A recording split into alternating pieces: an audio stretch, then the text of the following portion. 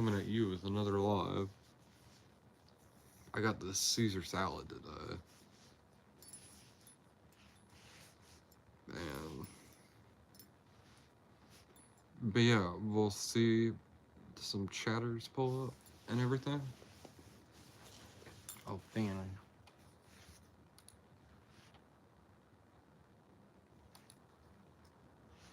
And we'll see how it goes.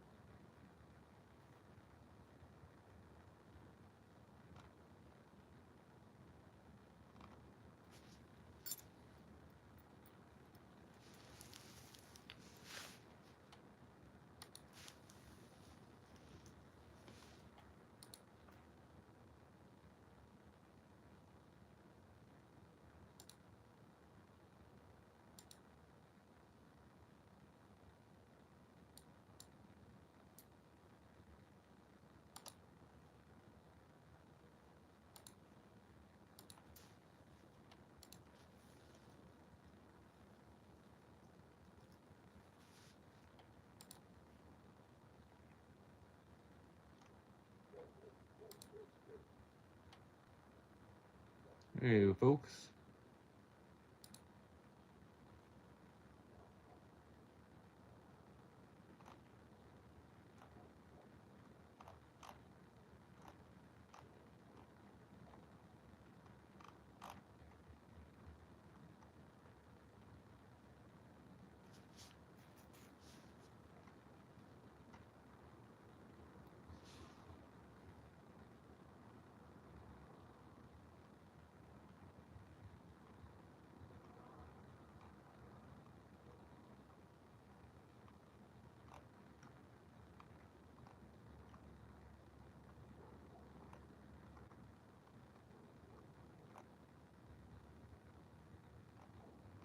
Hey, folks. Just checking one thing out right fast.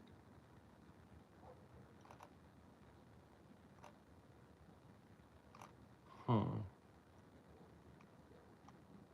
That seems about right.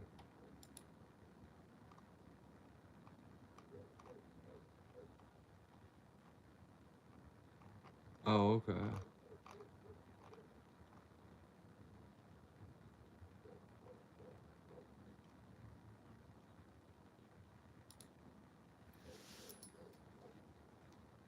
Hello, folks. We're just gonna have a Caesar salad here soon. And then I'm probably gonna go, I'm gonna go to sleep, because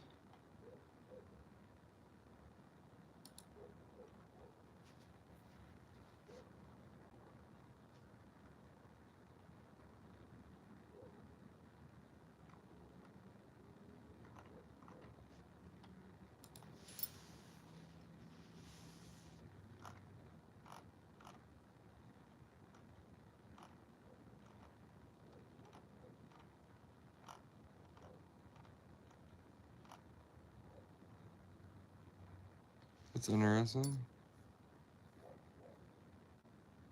Oh, there's no, I'm not where I can have a link. I must have to go live together.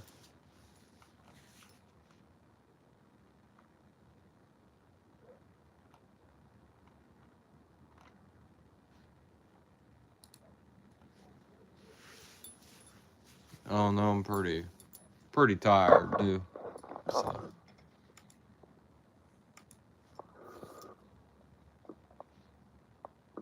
I'm glad you're here. I was about to go check accounts.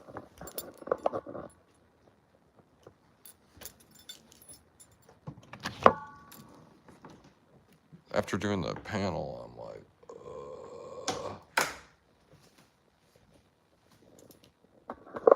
You can tell it's a little.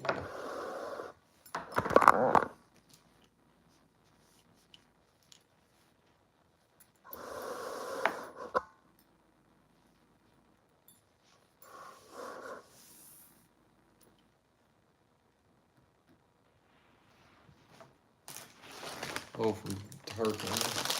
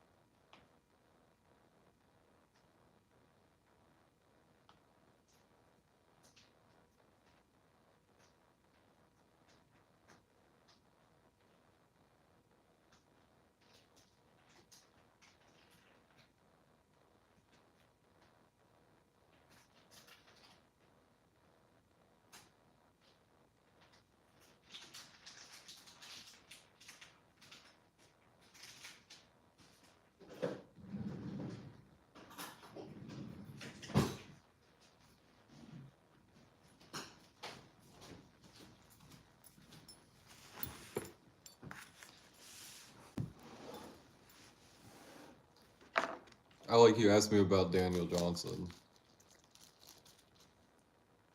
Yeah, Kurt Cobain was obsessed with them.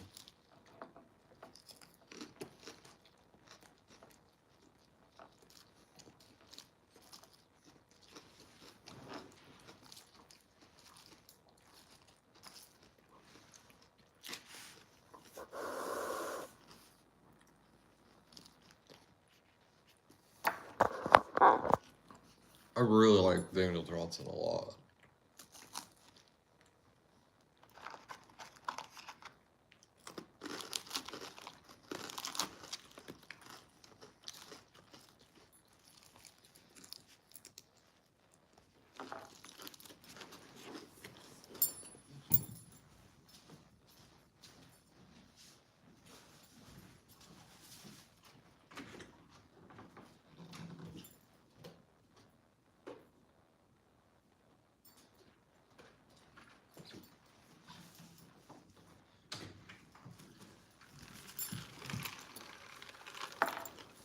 His music comes from the soul in a way that I don't know if somebody that's mentally healthy could do. Same with somebody like Wesley Willis.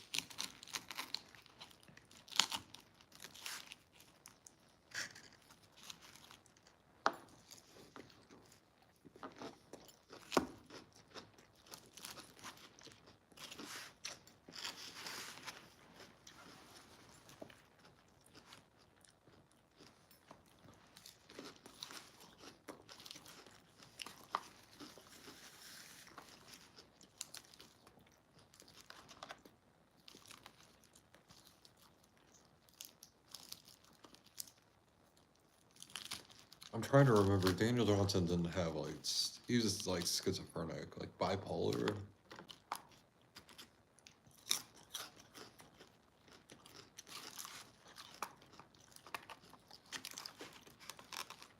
Wesley Willis was definitely schizophrenic.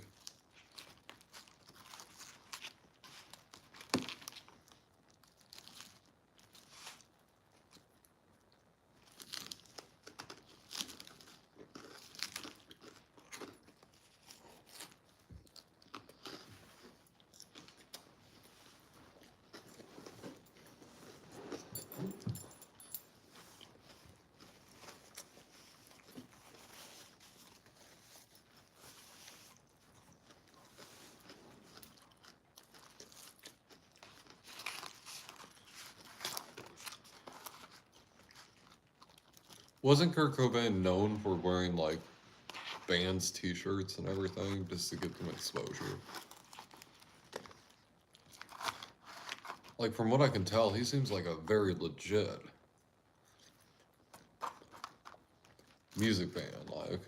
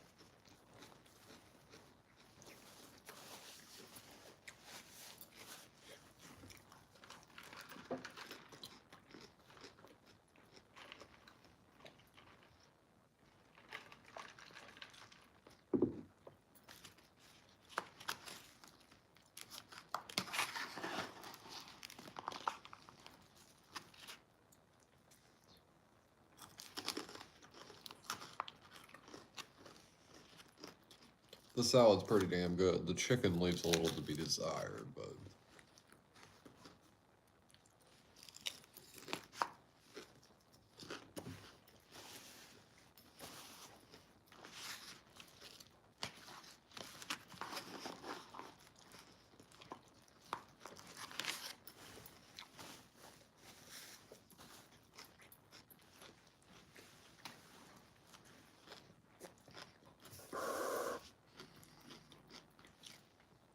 there's some outsider music like the Shags and all that. I don't think it's good. Like,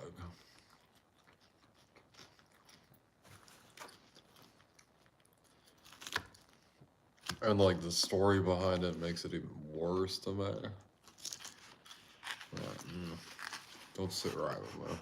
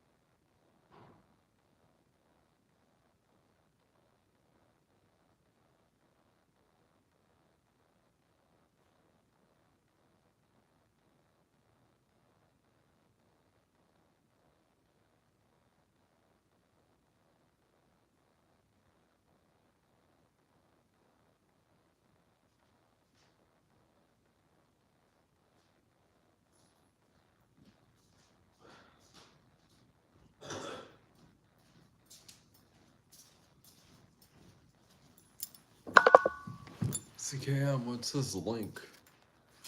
I gotta check it out.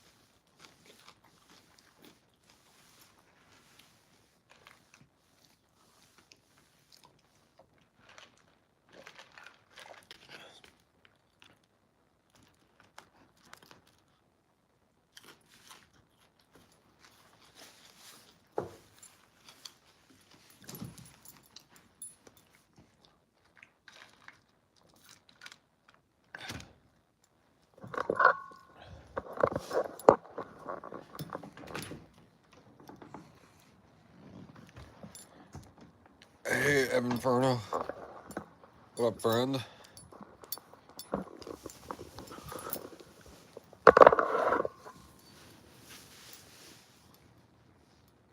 Yeah, it's another late night. I was doing Dougie's panel and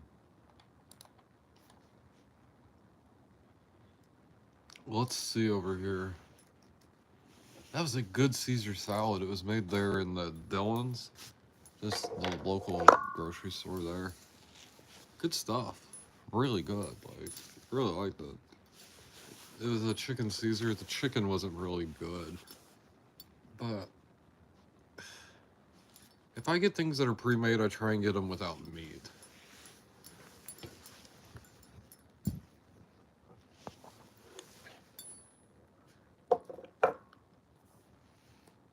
It's like next week there.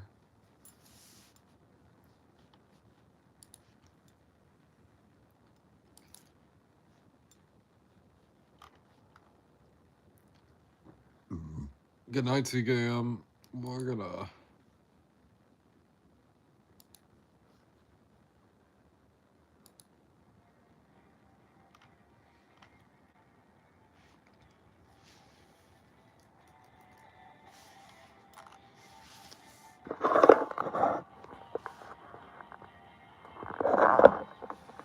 Oh yeah. We're gonna trim the beard.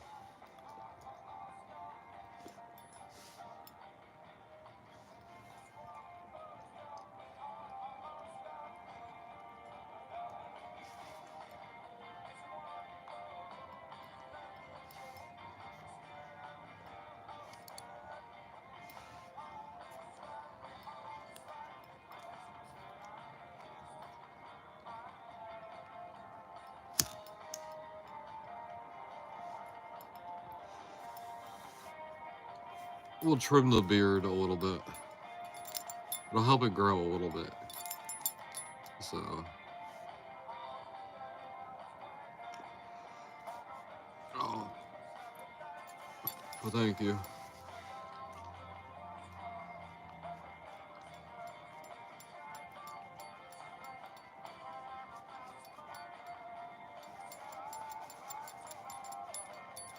Ran into some, issues. People be trolling, that sort of shit. Oh, shit.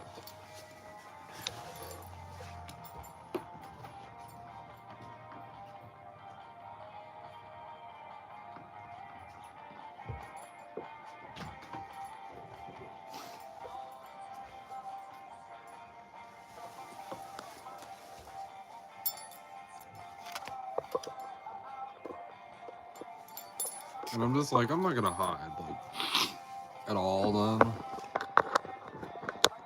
Oh, Fanny's good. She enjoyed her time on the panel and everything. So. Sorry.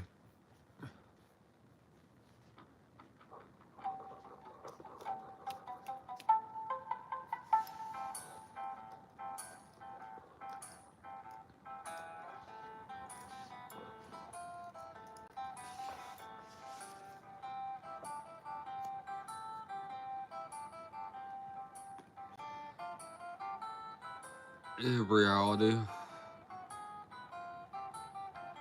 Yeah, Fanny was on the panel. She came out of the ward work.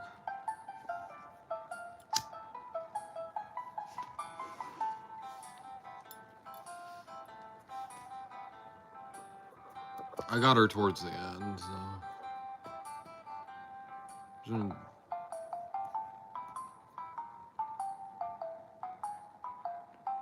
I should take an energy shot. No, I need to.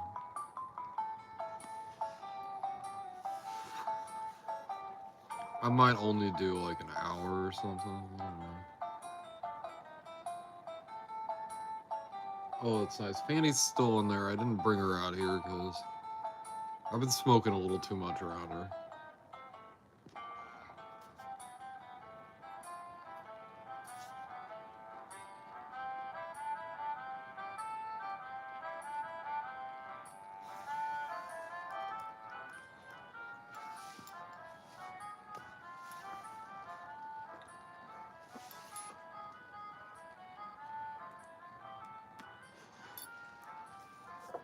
Yeah, I'm just kind of. I did that tweaker energy shot like 5 hours ago or something.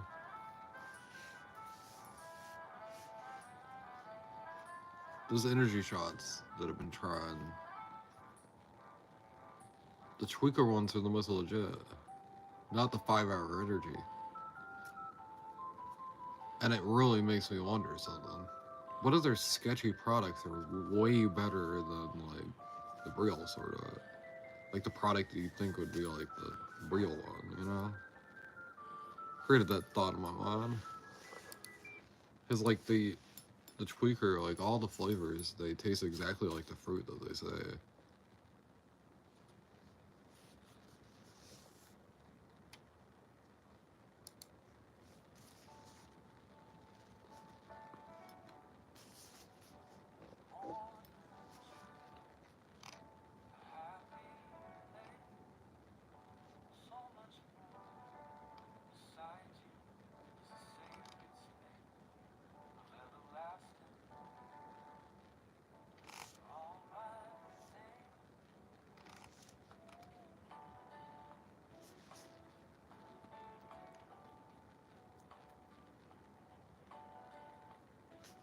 Well, you have your pillow.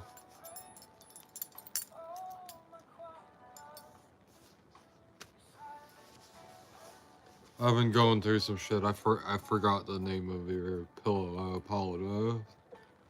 You'll probably tell me, and I'll be like, "Oh shit." There's been some shit going on. Beer doesn't rant about drama, but if I did, I would have a lot to rant about.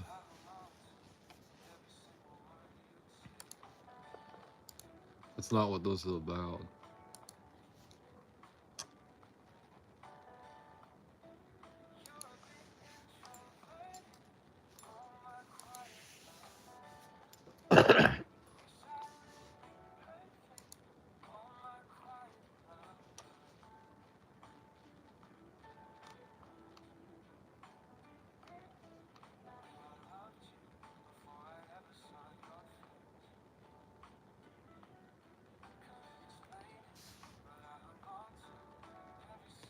Oh, your blanket. That's right.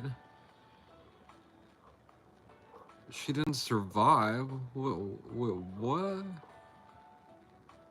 That's sad. That's really sad to hear.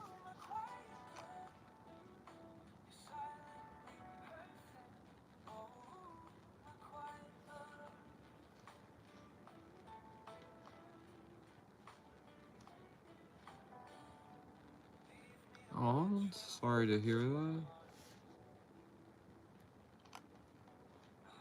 Little Fanny's finishing off her food in there. I'll go grab her here.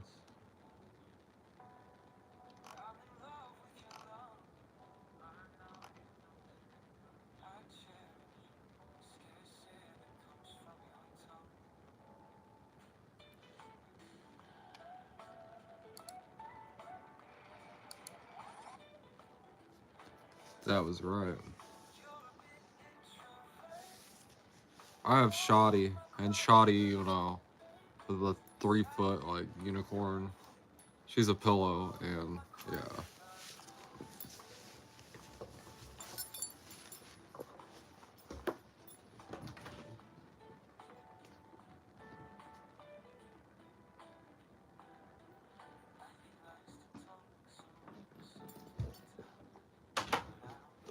You haven't seen Miss Fanny actually, since we put Fanny in the washer, and we actually, I put her on like delicate, on like low, and it was, yeah, cold, and look at Fanny, she got a glow up on her. Slay. Yeah, she's slaying. You slaying here, queen. Looking badass. Here, let's fix your little necklace so you can show off for people. Cece, good evening. Yeah, That was a really good idea. I don't think I want to do it all the time. But she looks almost like brand new. Like even her little ears up here. Here, Fanny, let's show off. Like we can see from Zanny that the ears are puffy. That's how they are. Because I took Zanny out of the packaging. So I'll be honest. I don't really. I wish I could find some pictures of Fanny. You know, Fanny, I didn't realize how important. I knew you were important then, but not how important. I would have been taking pictures with you. Here, let's fix your eyes up, girl. Your horn going good? Yeah? Okay, girl. Oof.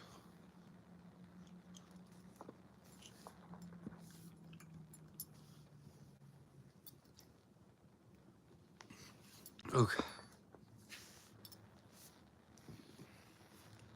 There we go, Fanny girl.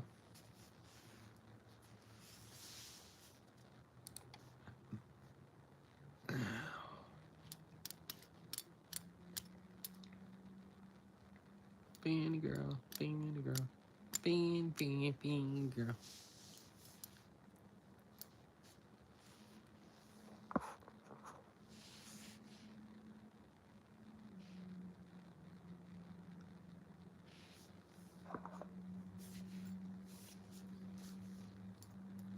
Man, my dad tried to take Fanny out of my hands, he would be in trouble. The people that were messing around with me we're gonna like take Fanny. Like they posted this video where they were like cutting this unicorn up and everything. Cece saw it, I believe. And I'm like, you guys you wanna get hurt really badly over a stuffed animal? I'm like, you wanna do it, like, I'll bring it on, but like, you should really consider that. Like, you think this is all like gay and everything, and it makes me gay just because I like this sort of thing. And you're gonna escalate it to the point where you're gonna like put your life at risk for something that you think like this made of cloth and everything. Like you're gonna throw your life away over that. Like the hell is wrong with you? Like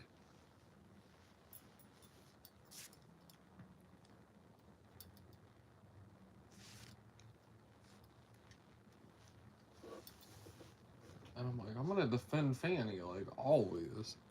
So you gotta go up here because I'm gonna smoke and you want her as far away as you can. Look at her. She is looking. She is slaying. Yeah, the things they said to me. It's like people think they can like insult you and hurt you for some reason. I've heard everything like about the unicorns and all that. Like some guy thinks he can say something and then change my opinion about myself. It makes me sad that because they're doing that, that means that it works on them, and it makes me sad for them. Like,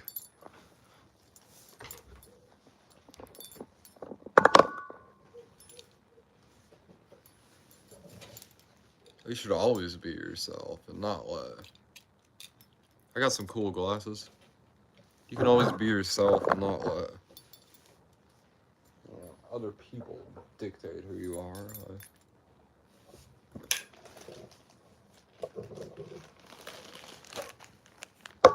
But it's all behind me now, it looks like.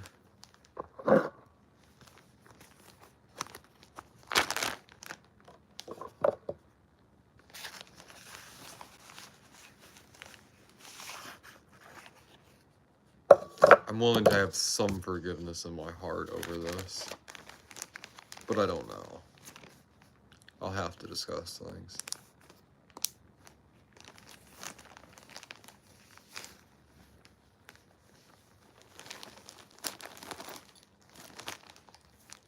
I have I don't know if it's a problem or not. A lot of people tell me it's not, but I have a hard time with forgiveness.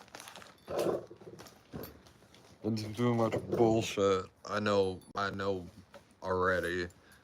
If somebody does you like really wrong and they like violate your boundaries and they push you around and they think they own you and stuff. If it comes to a head and you guys get in a fight, forgiving them shows weakness. Like very often. I've never run into it being differently, and then they're gonna push you around and use you. Like you've shown them that you're weak then by doing that.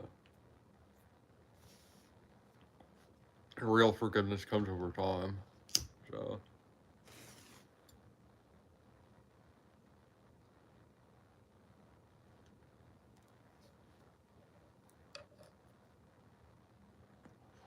I'm clear. I communicate. Hey Rocky, welcome. I'm clear. I communicate. I say what's on my mind.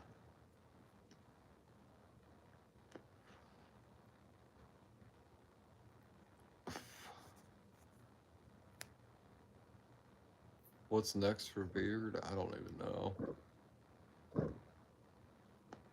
I'm hoping to get to 500 subscribers and get my watch hours so I can get monetized so I can actually. It's not a lot of money, but it's something.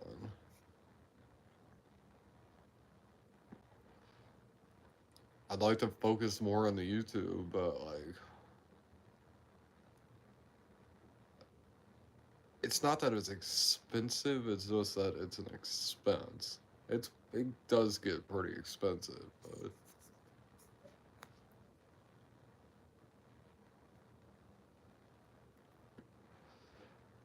I don't whine and complain about that. That's no issue. I've been burning money for like fucking 20 years almost. Like, it is what it is.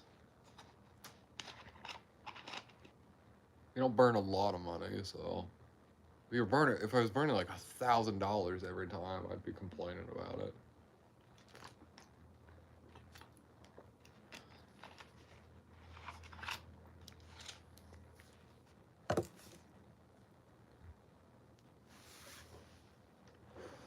Particularly monetization, it just depends on how much my views and watch hours and.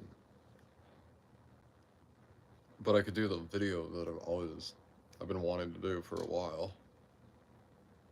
We have some local fast food places like Freddy's and Spangles, and I want to put them against every other. Well, there's Freddy's, there's Spangles, Bobo's, the Chuck Wagon, and Prize Package. I want to put them all up against each other and against all the fast food chain burgers around here. Needless to say, that video will be enormously expensive. Like, I'll be honest, I need other people because I don't want to waste the food, and I don't I don't even know how I'd like go, you know.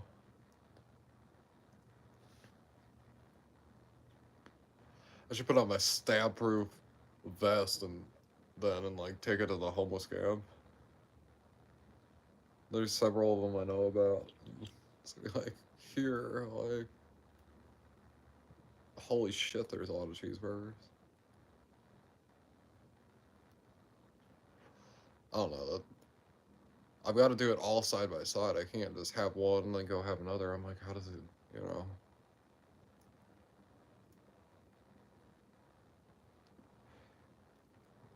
Fanny loves herself cheeseburgers.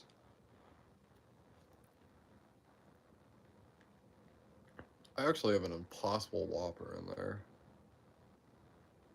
Huh.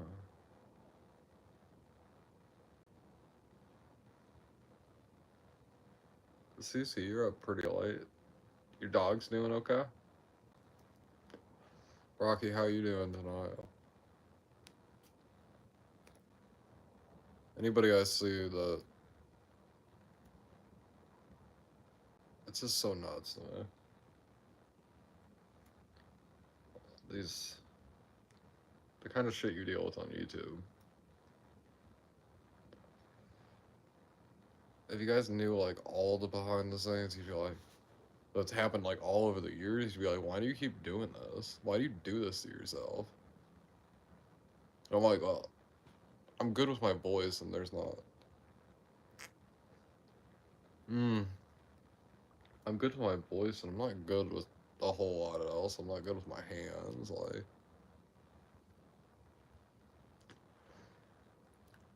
I'm not some big, strong, like manly man that can do hardcore manual labor. Like, that's not me.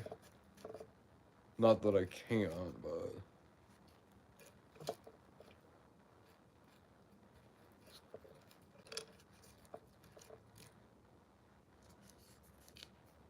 I had this like 5 hours ago. I'm awake for now. That's for sure. These things are pretty good. Like, if you really need an energy shot. I know these seem like they'll be like sketchy and scammy, but if you've had the 5 hour and you're like, this is shitty, these are good. Like, it's pretty crazy to me.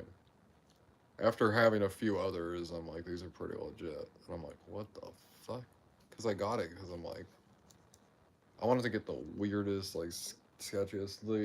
The buckshot ones. The buckshot ones are pretty good.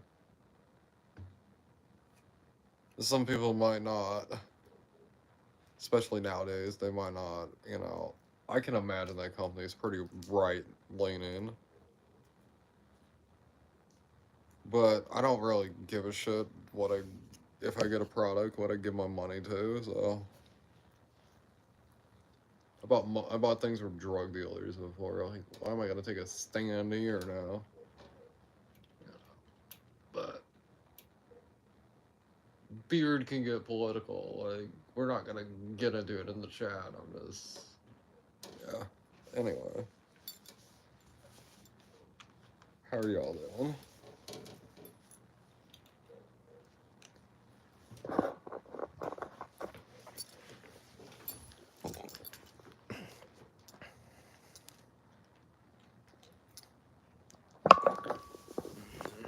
Let's try and smoke ourselves to sleep.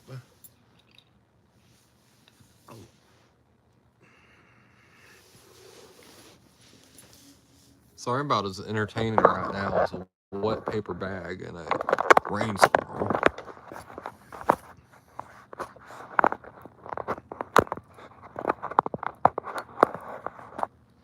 I'm not gonna do like 5 hours at the moment. I'm telling you, I'm not gonna be live at 6 a.m. If I'm live at 6 a.m., I'm gonna be crying. Let's see.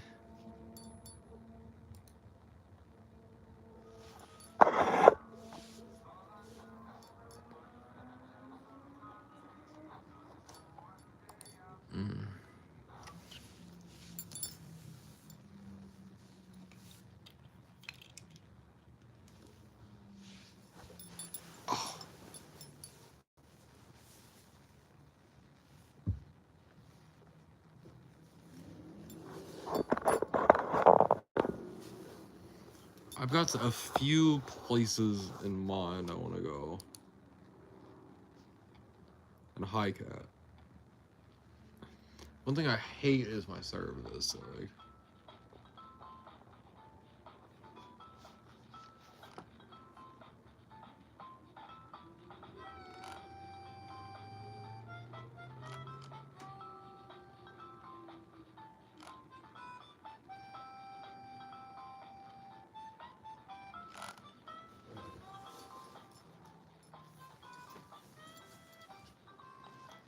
oh.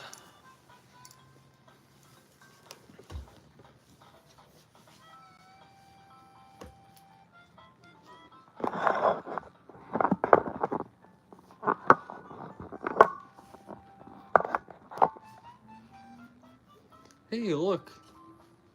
Miss little fingy fingers there. We got the view to do all the views at.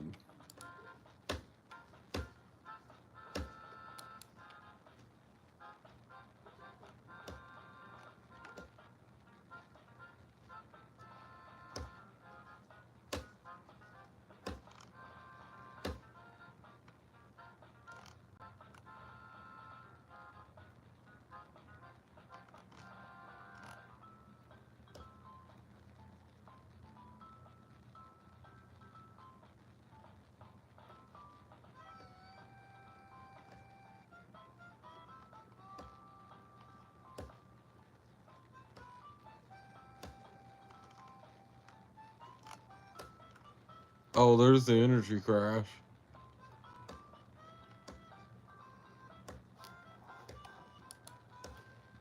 What is this gonna sound like?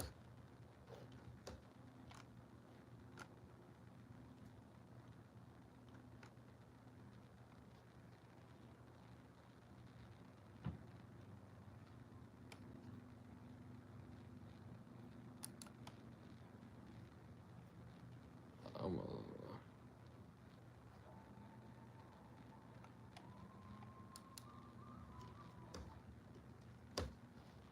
smoke yourself in oblivion.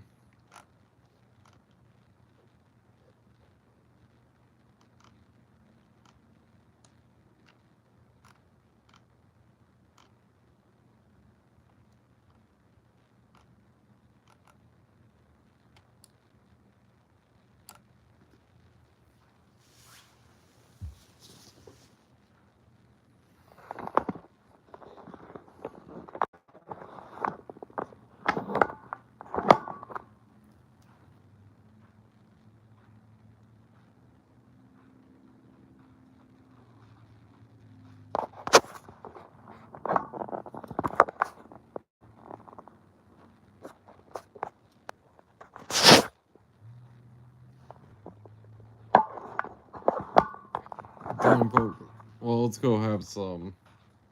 When I get my phone to 20%, let's go have some more salad and finish that off, and then. Oh, I don't know. I did 5 hours on a panel. Well, 4 hours. Something.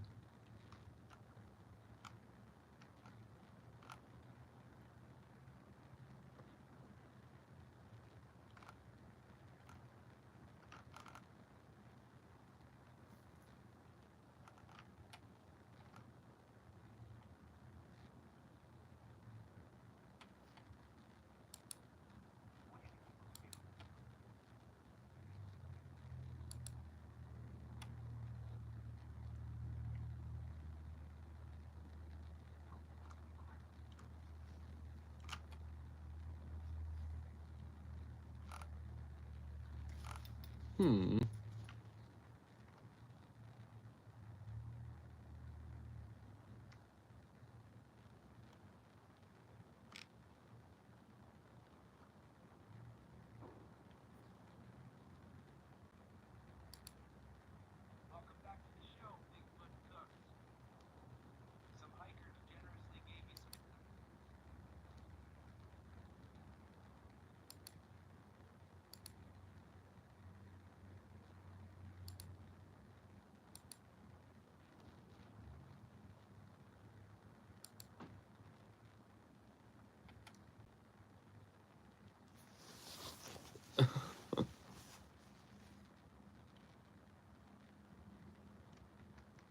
I can't even turn to the chat and be like, hey, oh,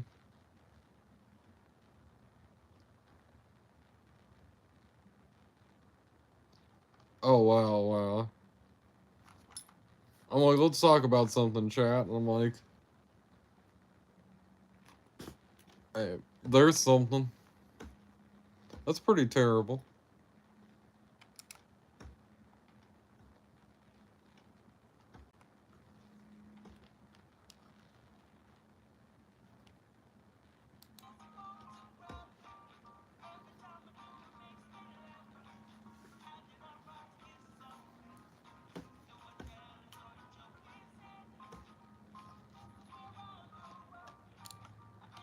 Chilling and vibing. You know. Yeah, it can be a little sad. That's what I'll say.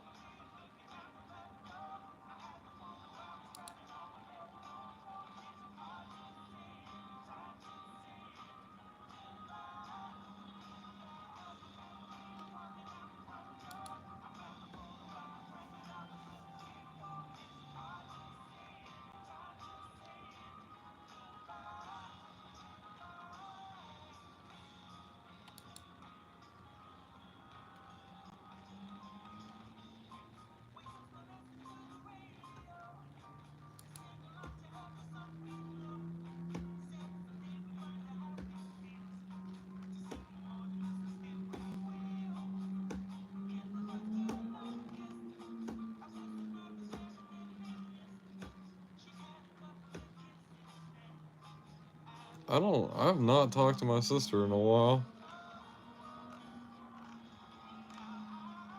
I think she's doing good.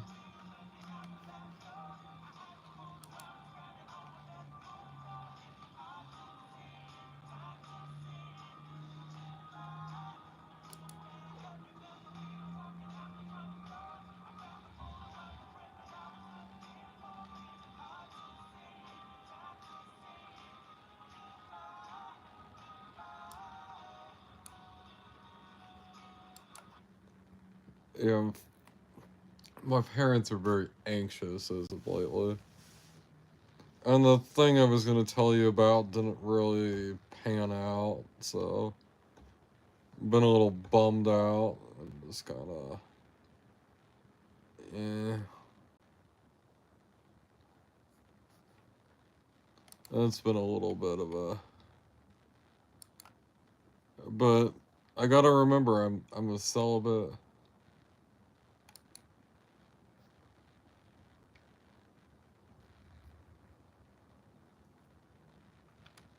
I'm a celibate monk.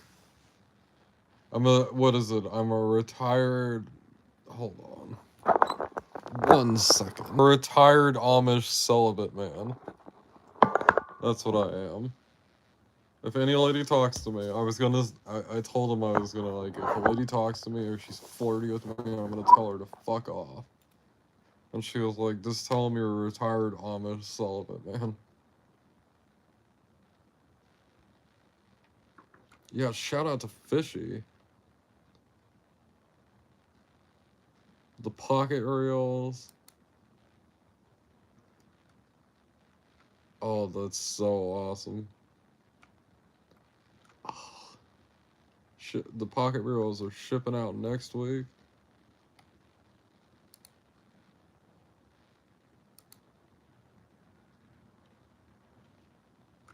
And the Fishy Things sticker. Oh, I'm so hyped. Our pocket reel is gonna change everything. I need that sort of thing. And I can figure out how to use it. Fishy was a little like, I don't know. And I'm like, oh, I think I'll figure it out. It's perfect. Like, Fanny's excited. She's like, we gotta go fishing again? And I'm like, hell yeah. Fanny's really country.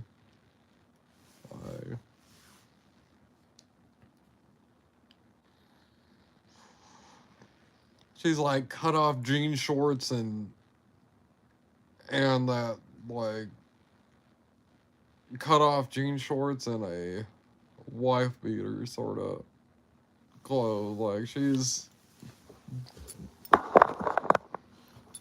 I got a redneck ass unicorn.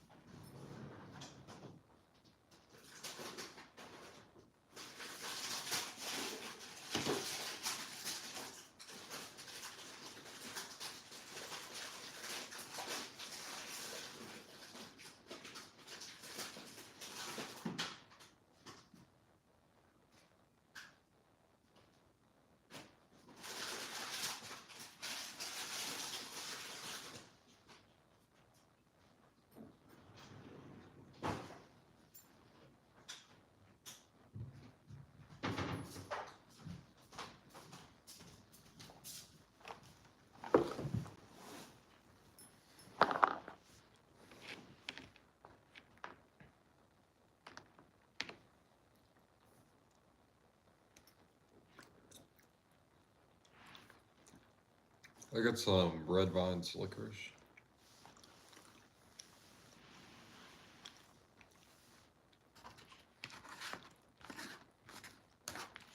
I'm trying to get back some of my bite over here.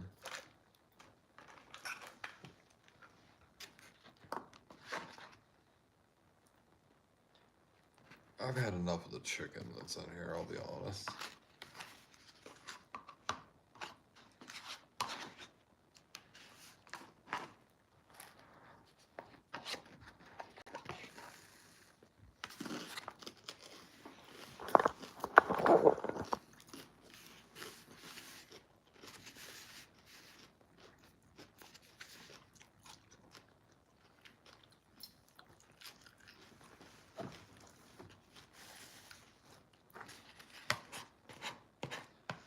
Yeah, it is what it is, you know.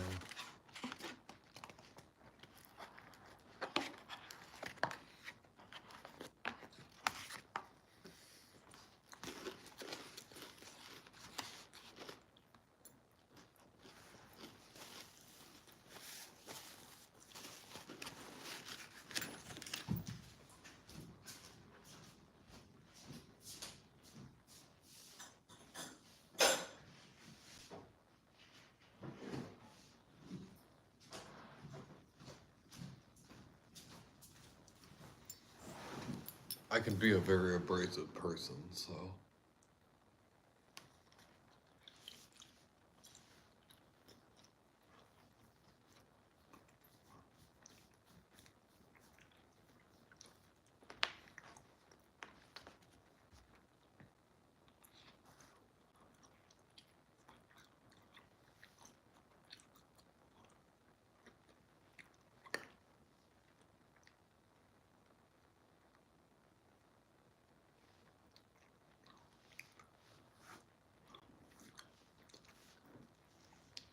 I missed my dental appointment by 15 minutes, so I have to wait 2 months for this to get better.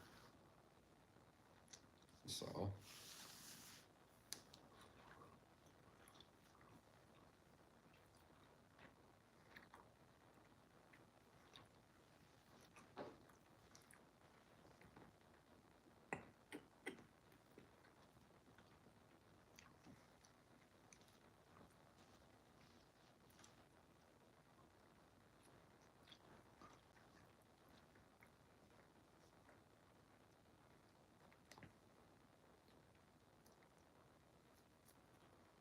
You know, when I was younger, I fucked off brushing my teeth. And I started doing it when it was way too late.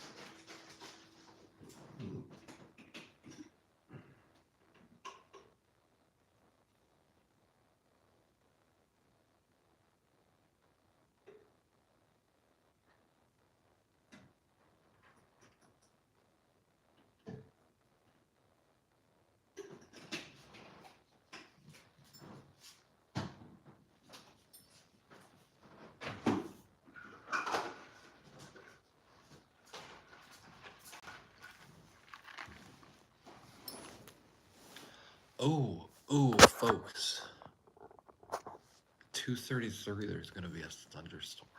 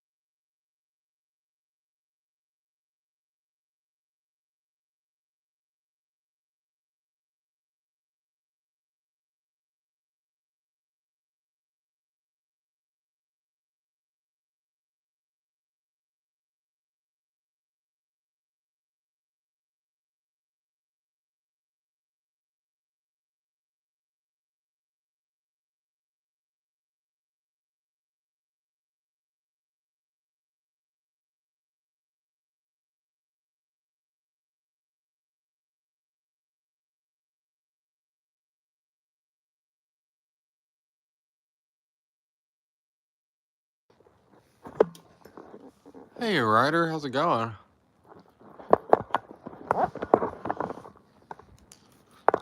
We're about to have a thunderstorm.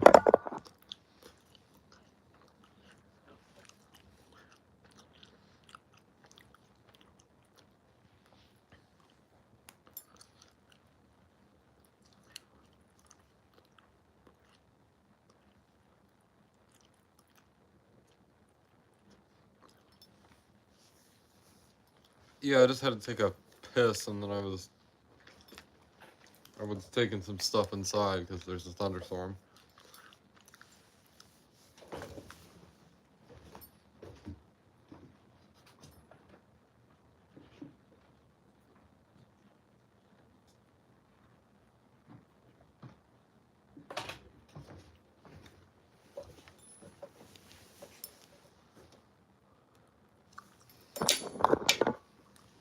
It's pretty quiet.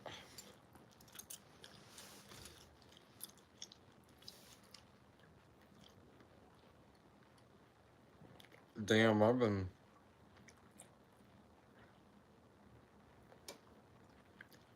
Oh, perfect. I think I want to adjust it just a tad. Yeah, in the summertime, there's a lot of thunderstorms here. A lot of thunderstorms. I didn't know I was doing a storm live, I'll be honest with you. Yeah, there's a thunderstorm rolling in at 2:33. It's 2:18 at the moment.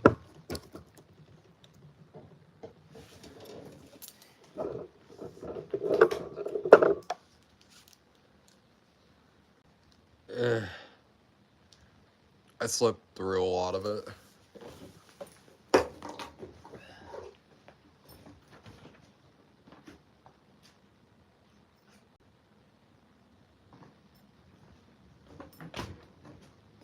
Things are getting a bit better. I've just been going through a lot of... Can't sleep well at my... It's the energy shots, I'd imagine. But still.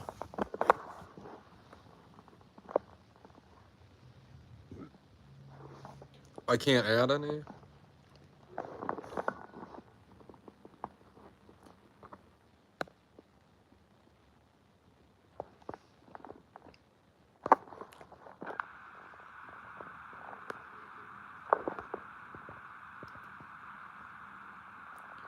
I had this earlier, it sucked. Here's a little Fanny.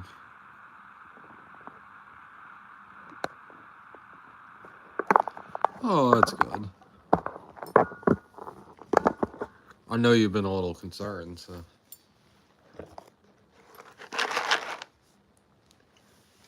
I slept for like 5 hours this afternoon. I had a meal, this blackened chicken meal, and then I went to sleep.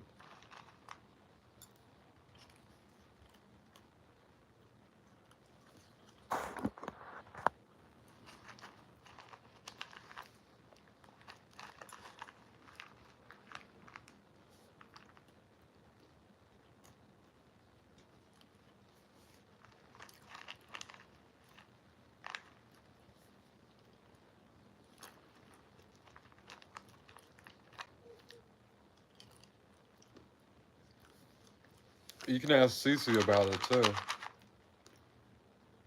When the summers roll around, there's a lot of thunderstorms.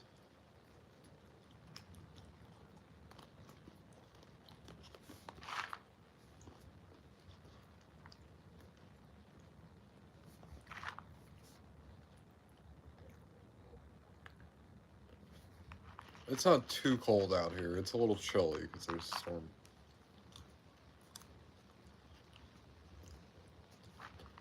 That storm that Cece is having is the one that's headed my way.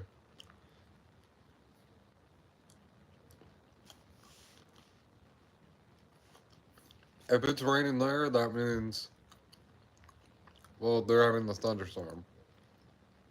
It's coming my way. It could blow around me, but it's probably coming my way.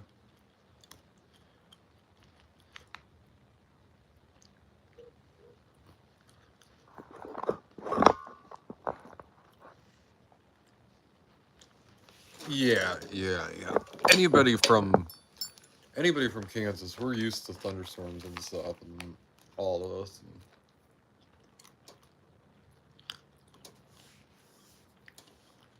we are sick of the rain, but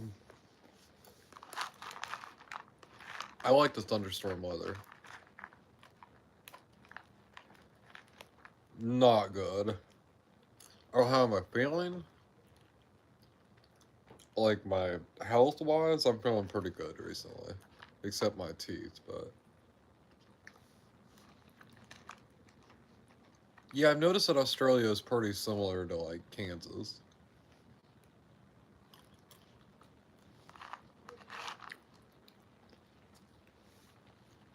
The state with the people most like Australia is probably like Texas or something.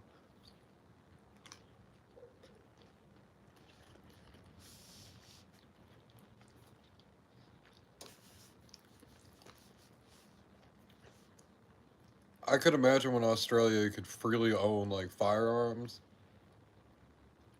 that out in the bush, it was very similar to like rural Texas.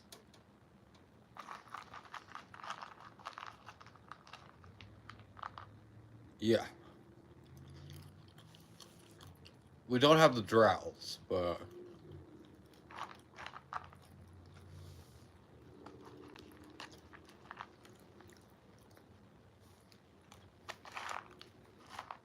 what kind of? But that's pretty close. Like,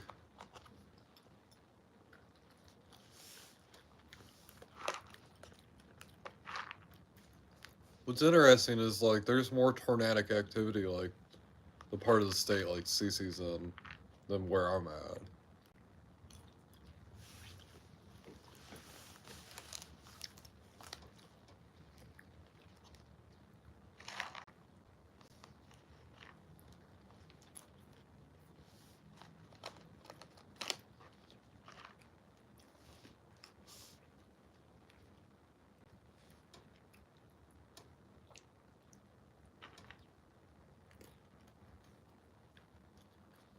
The storm is pretty bad. I should probably rename it.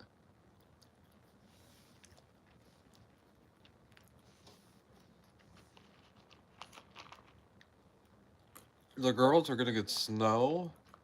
Oh wow.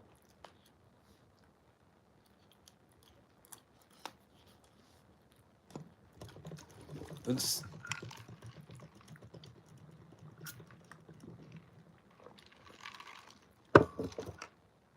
no, make it worse. Make the storm worse.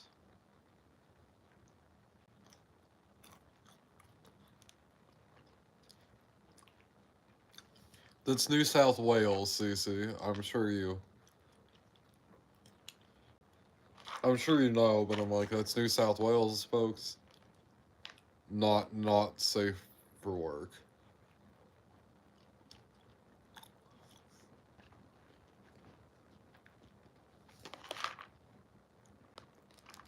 I don't think of Australia as a place where it snows.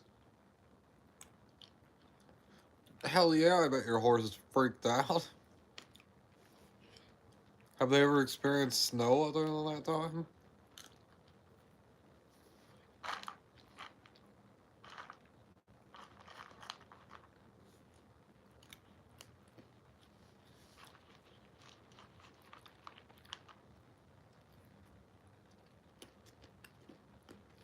Thank you, Cece.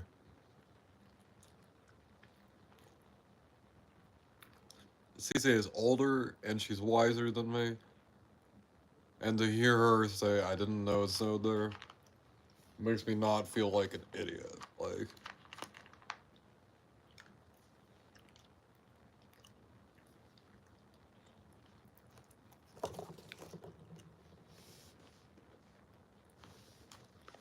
I'm eating cashews, by the way. If you guys have some cashews, I got the halves and pieces with the cashews because it was like $3.99 for it, and all like the whole ones was $8.99. And I was like, the hell do I care about it being whole? Like, it's not gonna. It's not gonna come out whole. Well, it will. Yeah. Anyway, once I chew it up, it doesn't matter.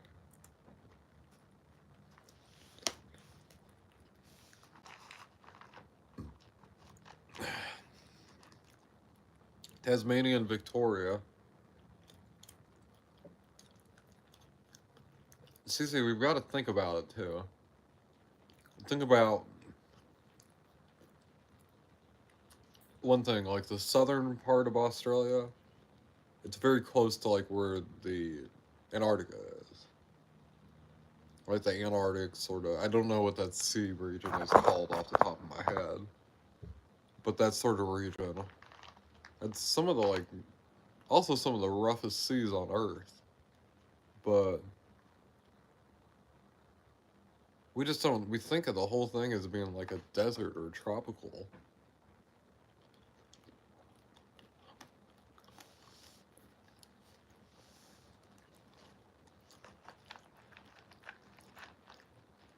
Oh wow.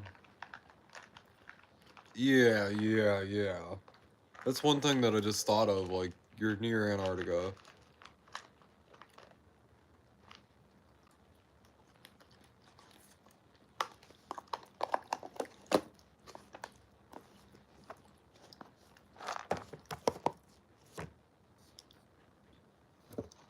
How about the Cece? Did you know it snows in Mexico? Like in central Mexico? There's a mountain range that traps the weather there.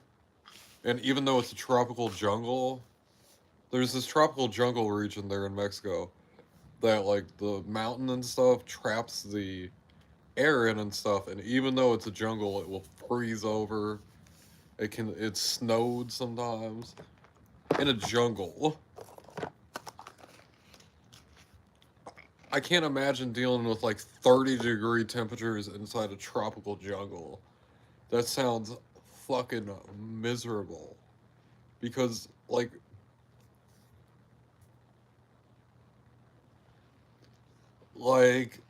fucking miserable. Like, in Hawaii and stuff, like, sometimes you'll wake up in the morning and it'll be like 60 degrees. And you'll be just freezing. Like, like, it's so cold. So, like, 30 degrees, you'd be like, I don't even know. It would be colder than anything I've ever experienced, probably. It has to do with the way your body adapts and deals with the environment, I think. Because your body's so used to this is the way it is. It gets cold, yeah, but it doesn't. Yeah.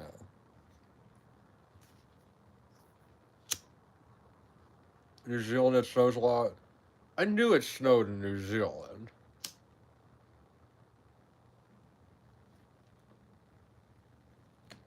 It snows every single day in Hawaii. Hawaii is one of the few states where it snows every single day.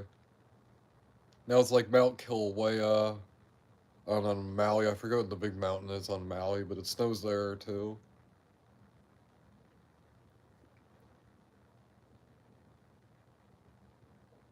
But down on like Maui or Hawaii, not so much. It will like the temperatures will get down to like 60 degrees and stuff, like 4 or 5 o'clock in the morning. But it's so hot and humid. Like any of the times I've been there, the temperatures never drop below 70, like above below like 75 degrees. Like and the humidity will like rise and fall during the day. And there'll be times where the humidity is at like 99%, and it's basically like misting in the air. It's so humid in the air, it's like misting basically, and then it will start raining. It'll rain really hard, but like a really light sort of rain, and then it will cease, and then it will be less humid. It's pretty interesting. I couldn't imagine the 90% humidity if it was like 30 degrees. But like I've hiked in the jungle and stuff, like through a city and everything, like through Honolulu even. And when the humidity is over 90%, like if you like get too much activity and stuff, like when you sweat and everything, or just in general, you can feel the moisture just pulling out of your body. And I found it terrifying that my body was just like I could feel it. Like it was I was evaporating. That's what was happening to me. And I'm like I'm a water-based organism and I'm evaporating into the air around me. I'm like I don't know how to feel about this. Then I think about like my grandpa, like when they dropped him off in the Philippines, they didn't have water for 30 days, and the Japanese polluted all the water sources. They had their canteens, their water they brought in with them, and that's it. And it got pretty fucking hot. The Australians and stuff had beer and stuff, but it was too high alcohol, and some of the Americans had beer and everything. The Australians preferred the American beer because it would hydrate them when they drank it instead of getting them drunk. And the Americans like the Australian beer because it would get them drunk instead of hydrate them. It, that's one of my favorite stories. I find it so. I find it very humorous that he's like, we want to get drunk. We just trade beer.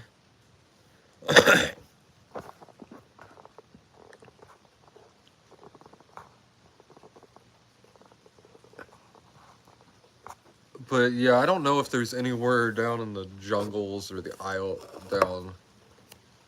I know on the mountains in Hawaii. I know the mountains and stuff. It snows and it's fucking freezing up there. It was funny. Like we went up to one of the big mountains, and like it's all hot and like 80 degrees or something. And I'm like, I put on like my long pants, I put on my hoodie like this, and everything. I put on a beanie, and they're like, it's too hot for that. And I'm like, we're going up there, and they're like, you're gonna be burning up in that. And I'm like, not till we get up, until we get up there, and then I'll be fine. And then it happened, and then everyone else is cold in their shorts and everything. They're like, oh, and I'm like, you should have brought a hoodie. And they all got mad at me, like, because I'd keep saying something to them. I wouldn't have done it if they didn't give me shit about doing it in the first place. Like, then once they're all cold and stuff, and I'm not, I'm gonna be giving them shit all the time. I prepared for an inevitable situation that was coming my way. I knew what was coming my way. Like, I might be hot at the moment, but guess what? I'm gonna be very cold here soon.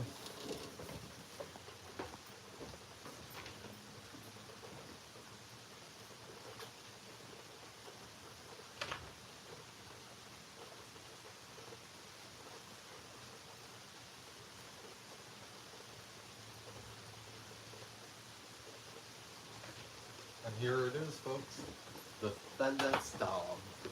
The thunderstorm. It's the storm of thunder. I was gonna say the storm of thunder, that's what my exes called me. But no.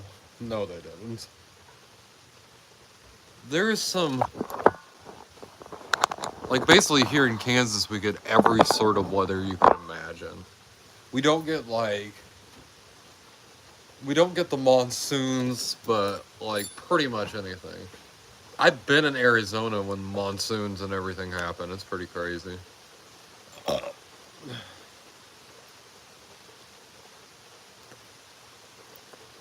of course, Ryder, we'll be talking.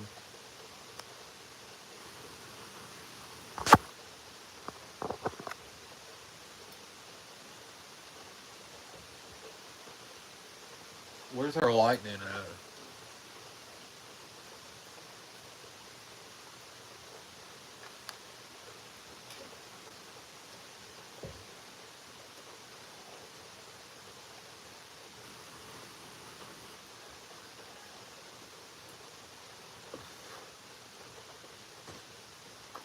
Somebody's breaking into cars. I just heard it.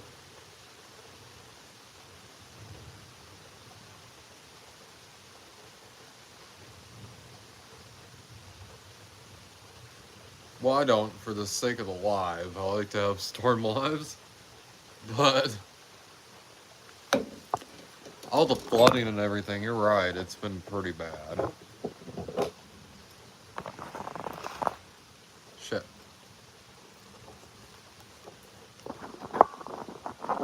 Selfishly, I want them for myself.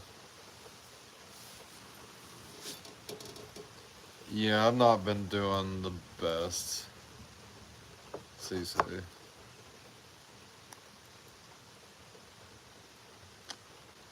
But, you know, things are okay. I had a thing blow up with a friend, and, you know, just this and that. I get it. I'm not a good person. Like, not. I don't mean. I. Hold on. I worded that wrong. I'm not saying that I'm a bad person. Hold on. I know I'm not like that good of a person to like get along with. I can be very disagreeable. You know, I really throw my boundaries up, and I'm really aggressive once my boundaries get violated. I don't fucking stand for it, that sort of thing, and this is it. It's an issue, I guess. Run into too many issues. Most people want to run all over you, and then you don't want them to, and then yeah.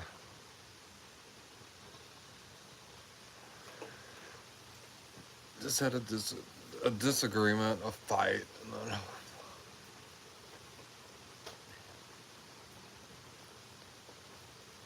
But like that one lady I was talking to, that one okay. I mean, I didn't, I'll be honest, I didn't really respond the best to her just like saying it in a text versus calling me, but you know, it is very kind of her to tell me, you know, not just waste our time. So that was good, but the friend thing's just been nuts. I know I'm all over the place with it.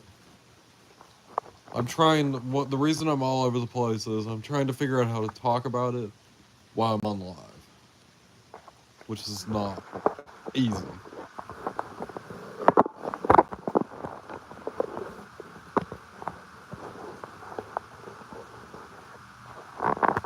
Because I ain't no drama channel.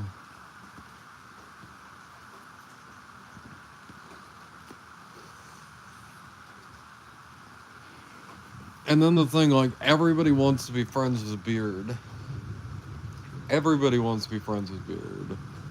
Nobody, no lady, nothing interested in being romantic partners. Like, hell no. Like,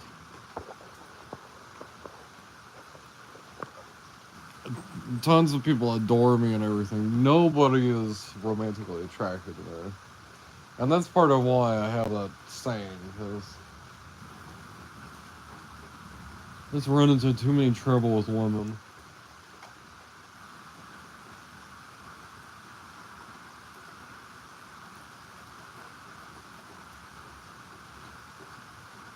Oh, damn.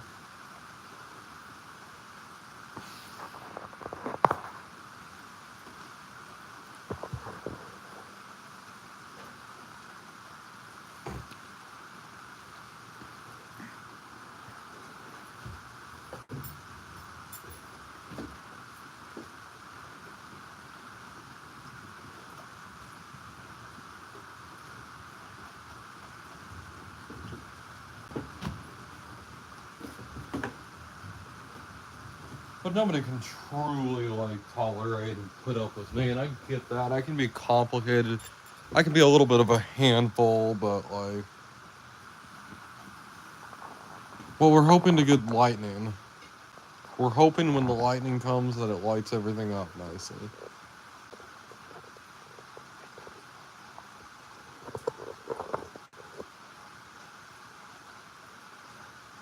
Yeah, Cece. Hope you do.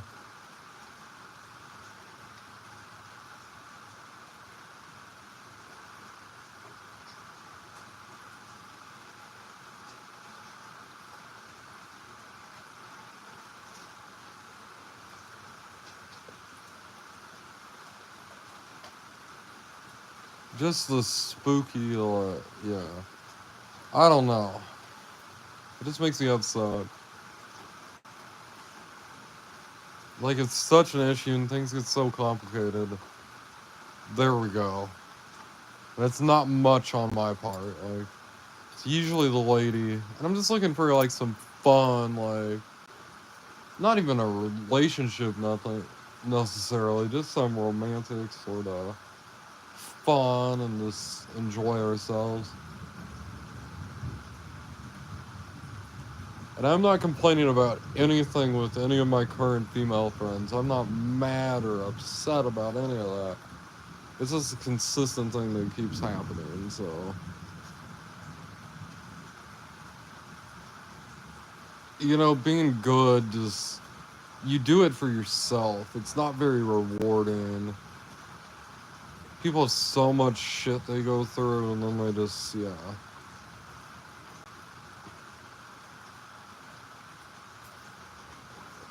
Yeah. Nothing too crazy complicated, like. I fully get. I don't feel like often ladies get it or understand it. Like,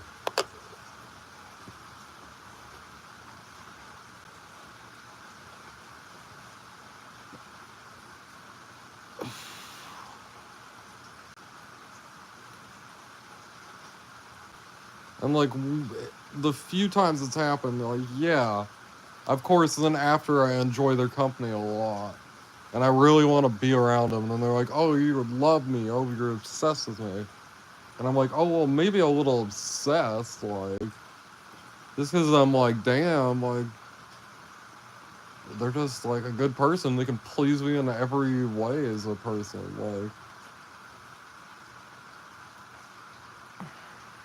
And like the last time I had a clear communication or so, I thought, and then just the way they went about it was just, and then they wouldn't want to talk about it. They wouldn't any of that. Like, acted like it wasn't a thing that happened. Like they were ashamed about doing it. And I'm like, I respect myself as a human. I respect my body. I respect myself. Like, and like I will do this with somebody if they also respect me.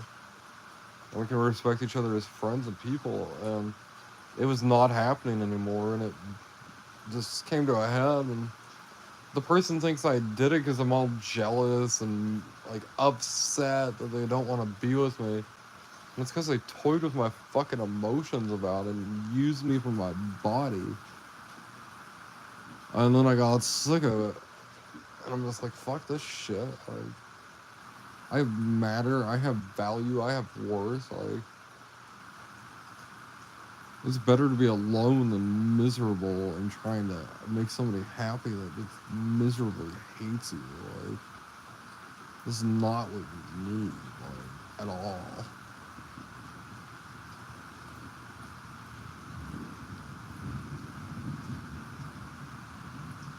It doesn't need to be complicated. It doesn't need to be anything.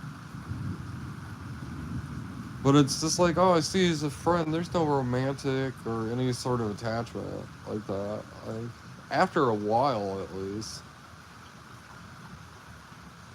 And I know it's something. There's something with me, but like, also some I don't run into it. I would say that I have it with two ladies that I've had it for several years, very lightly. Just kind of send me kind of fun things here or there. We just laugh about it at this point. And it's been going on for years, and there wasn't any of that complicated bullshit. Like, maybe, like, right at first, but,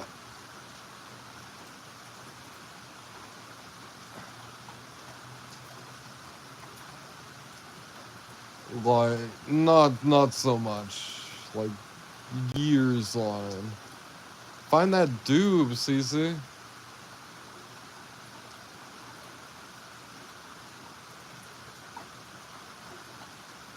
Oh, you love being a widow?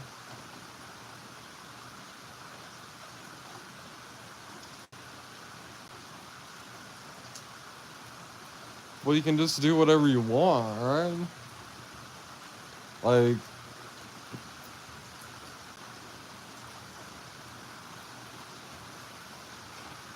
you can have fun. You don't have some guy tying you down. Like the best time of your life. Yeah.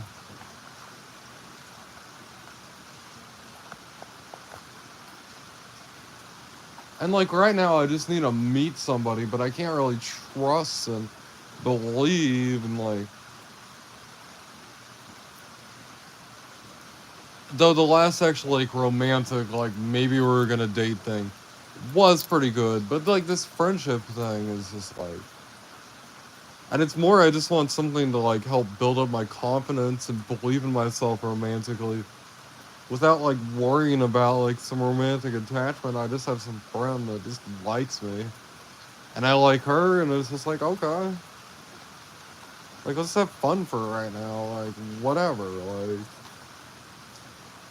if we find somebody, we both find somebody, like, or one of us finds somebody, like, we should kick ass and, like, we know, like, we're the ultimate wing people for each other because of how well we know each other. But sometimes exes will have trouble with that. But that's where you don't lie to your ex, but you tell them they're a friend. Like, my ex girlfriend friend, like, her boyfriend does not know that we dated because he wouldn't let us hang out if that was the case.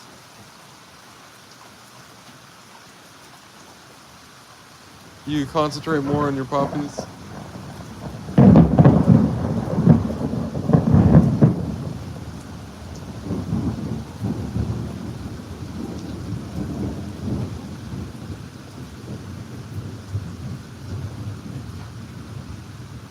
Get ready for the storm. Stay safe.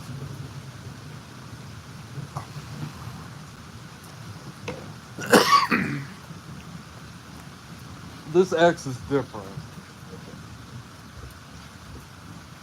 She was when Nina died. She was here soon as it was. Like we were so close.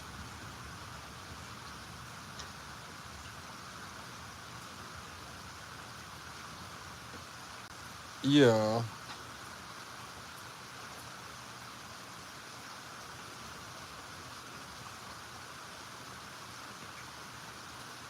If I meet ladies, it does not last for long with this sort of thing.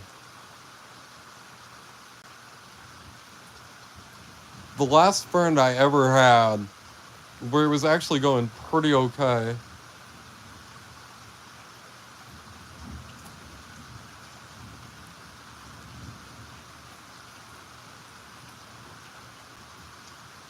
Another friend had to go spread these fake rumors and fuck everything up.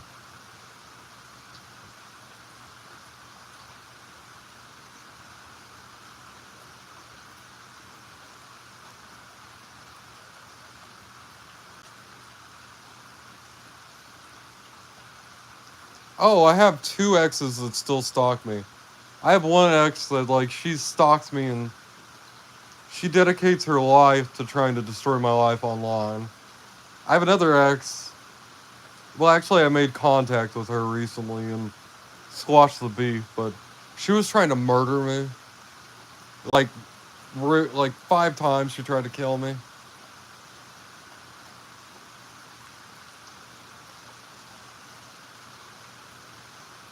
And I'm like, we're like 35 now. Like, are we gonna be keep trying to kill each other into our 40s? Like, I had to make good. And she's like, oh, we could be back together. I still love you and I miss you.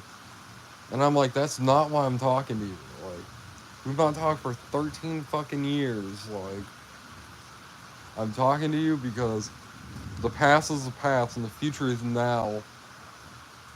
Now you might have fractured my mom's arms on Christmas Day, and like I'll never fucking forgive you for that. That's one thing I told her. Like all the bullshit, everything you fucking put me through, like I will never forgive you for that.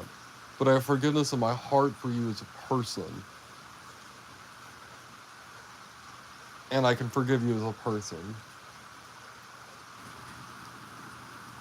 Personally, if I had not grown or reflected me as a person, I'll never forgive you.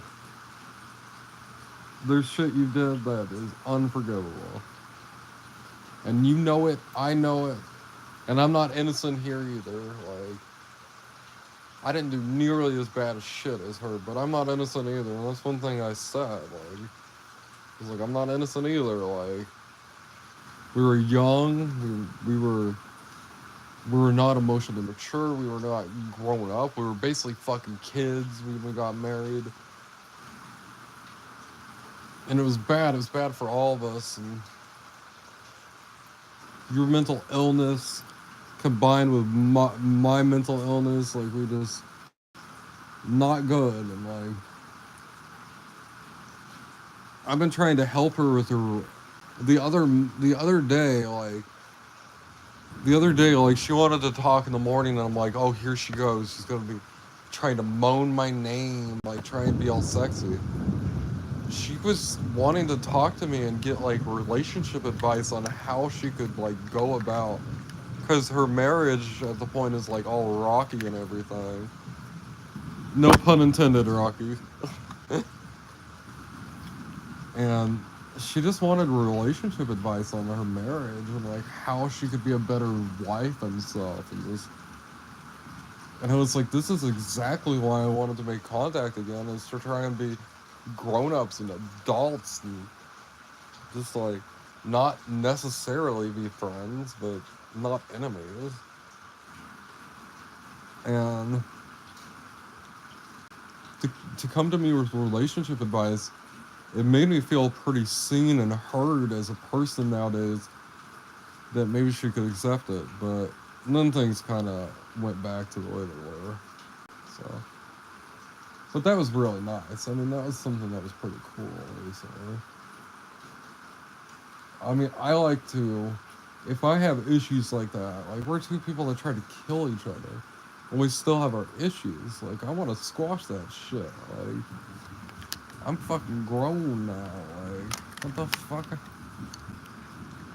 Can't be getting in knife fights with somebody in your fucking 40s. Unless you're in an apocalypse, I guess.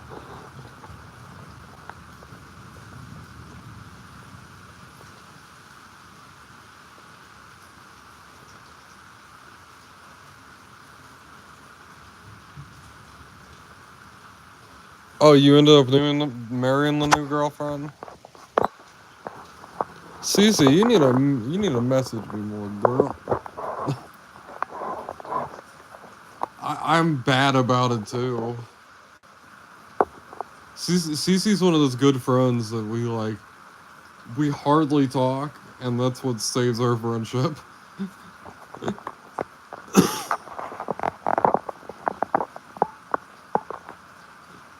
We have meaningful conversation. Huh? You have meaningful conversations sporadically. If you talk to somebody too much,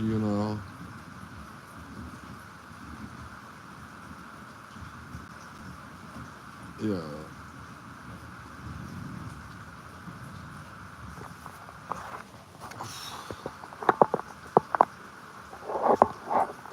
I actually unhid one of my stalkers. Hey, stalker, are you there reading this? I unhid you. You have the balls to hit. You have the balls to pop down into the chat.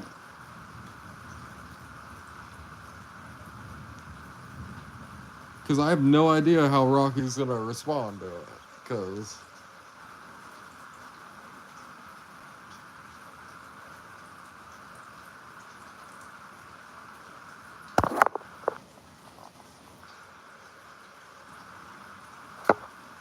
oh, it's like a monsoon storm. What was I saying? I'm kind of stoned and on energy. I'm ranting. Yeah.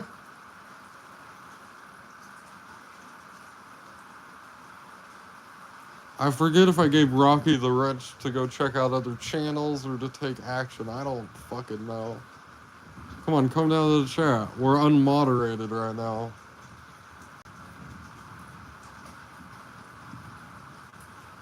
I unhid you. Let's have some fun. Let's talk some shit. Let's do it. Come on. It'll be fun.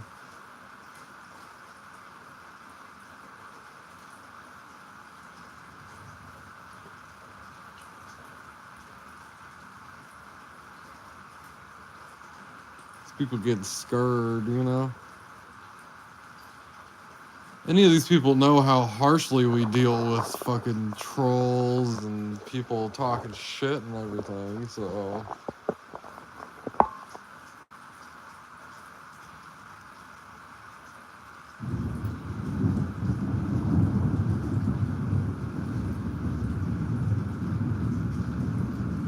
And I can easily just, you know, get rid of you again.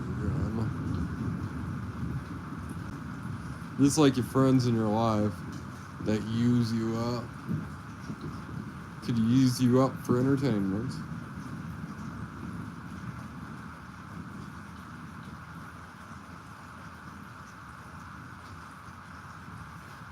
Sorry, I'm in a wild mood.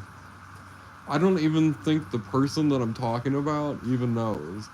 I think there's somebody else that might have heard that and thought it was about them, and it wasn't about them. That's the thing. That's the thing with how in the fucking feelings these fucking fucking people get. That they fucking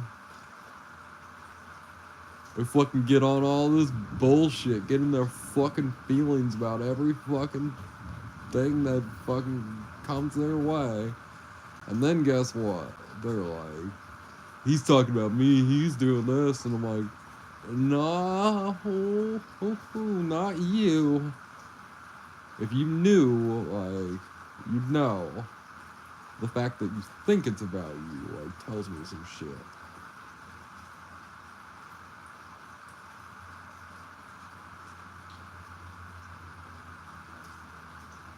Ain't no issues, ain't no drama, unless you bring it. Don't bring it too rough, I'll finish this shit, so... I act first and worry about the consequences later, so... So I just want to chill here and just... listen to the storm, get high. I'm vaping on some Purple Urkel HHC. Purple Urkel is a very pleasant marijuana strain if you've ever had it. I love me a powerful indica. It's kind of grapey in the taste and everything. Really nice. Some granddaddy perp, you know. Afghani, that sort of thing.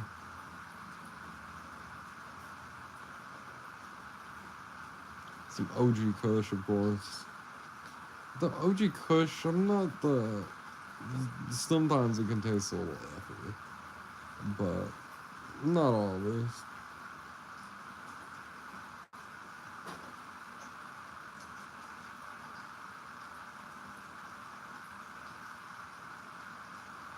I'm trying to think of some others. Oh, Forbidden Fruit.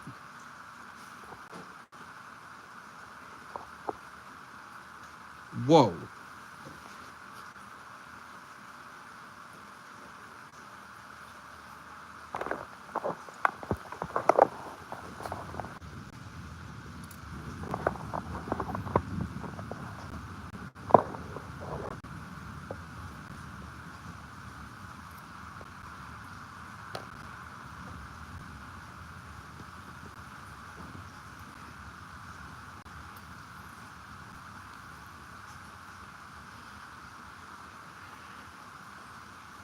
That Caesar salad that I had that was made fresh there in Dillon's, that was pretty damn good. The chicken, iffy, but like everything else about the salad was just to die for. Like, Exactly what I wanted. You know what's gonna be crazy, CC? You're gonna light up that joint and you're gonna look over to your left or your right, and it'll be like right there. That's how shit works for me, at least.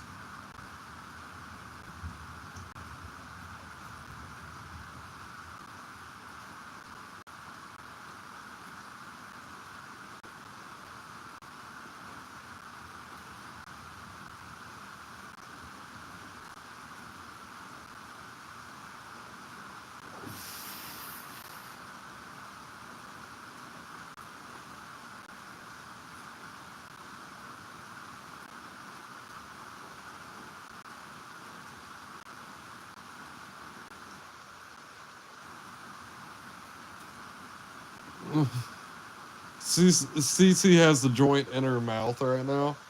She's had the joint in her mouth the whole time she's been looking for it.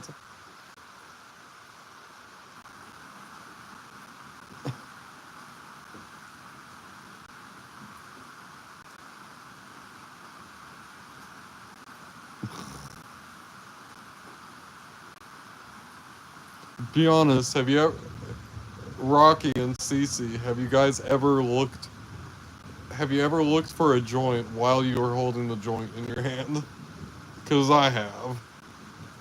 When we smoked those 60 blunts, we got to like a point where like we'd be like holding on to it in the circle.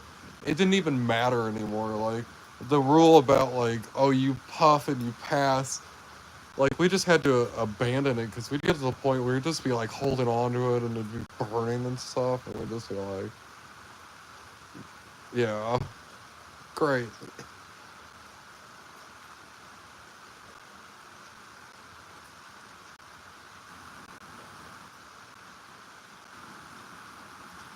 But we'd like get to the point where like we'd be like, we'd both be like, where's the blunt at? We'd be like looking in the ashtray and stuff. And then one of us would like realize we were holding it, but like us both, we didn't notice it until that. And me and her kept trying to do it. That's also the time where like I would think about doing something, okay? I'm like, I'm gonna go take a piss. And then I'd blink and I'd be in the bathroom, like going to the I'd be in the bathroom. And then I'd be like, okay, I'm gonna smoke a cigarette. And then I'd blink. And then I'd be like outside smoking a cigarette. I'd be like, huh, I'm thinking about a sandwich, and then I'd blink and I'd be doing it. And once I realized what was happening, it freaked me out a bit. I started being like, I've never experienced marijuana effects like that, and it was marijuana, so I just think it's from how much I consumed or something. I don't know. But like, I was sitting on the couch telling my friend about it, and then like I remember I blinked and we were like standing at his like fence up against his fence like talking about it. And he's like, "Are you okay, Beard? What the fuck's wrong with you?" And I'm like, "What do you mean?" And then I blinked again and I'm like laying on his couch. And he's like, "You're acting really weird." Like, and I'm like, please fucking explain to me. Like, I don't know. I don't know what the fuck's happening. Like, and then I just kind of passed out for a few hours. I remember he still didn't tell me what I was doing. Like he seemed really like freaked out about the way I was behaving. And you know, like the scientific investigative person inside me is like was like I figured out, you know, after a little bit what was happening, and I'm like, you know, because I was blanking and like I didn't have time to like consider like what the fuck's going on, like what am I actually doing here?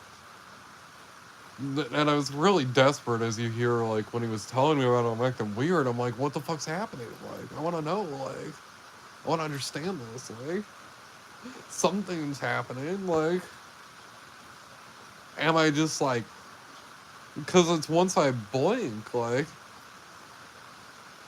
how can I be like in a bathroom peeing 1 second.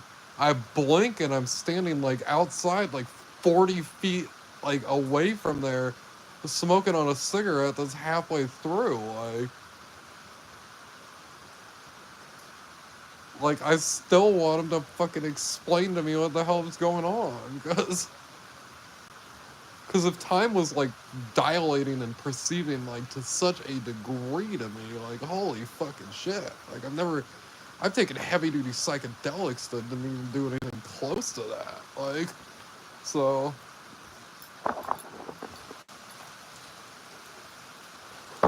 like, this is the only time I have a story like that. And I know some people hear it and be like, that's bullshit. That's just one of those weird weed stories. And I'm like, we smoked, we got Kush and stuff. We didn't get like Reggie and stuff. We smoked 60 fucking Kush blunts. Like, now what I did say is, like, sometimes, we'd be holding them and we'd burn away like half of it. But, like, if we smoked like 50 of them, that's still like,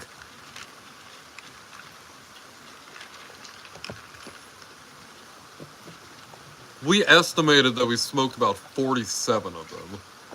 That's what we think we did. We ended up actually smoking about 47.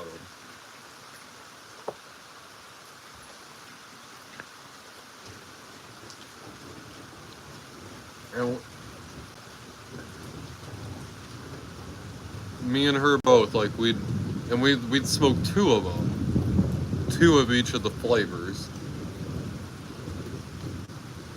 and we'd split it and stuff. Her boyfriend and stuff, like, he like hopped in on a few of them. He only smoked like 10 of them with us. He couldn't really hang. Like, he only smoked 10 blunts. Like, and that dude did not smoke a lot of weed, so I imagine he was pretty fucked up, actually. 10 blunts is a lot.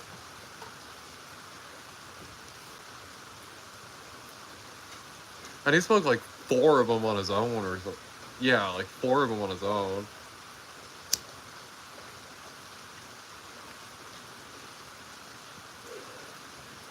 That was one of the better weed times. That's the same place that I took the DMT at. Where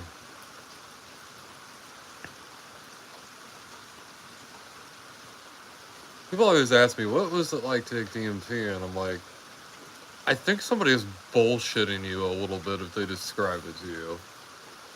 That's how I describe it. I think somebody's bullshitting you if they describe it to you.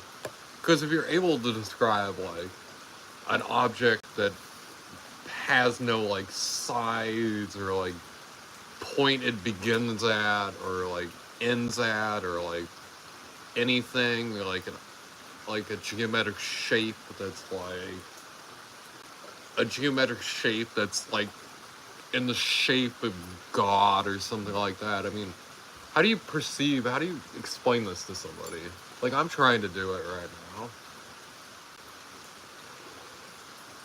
You see an object that... Okay.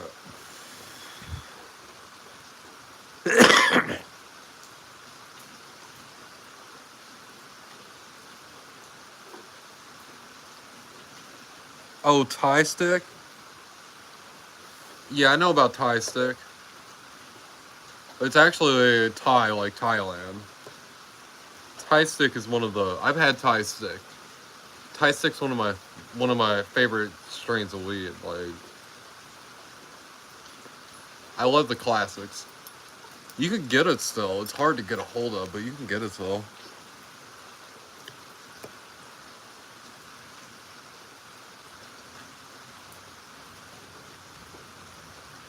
A lot of people experience DMT a little differently.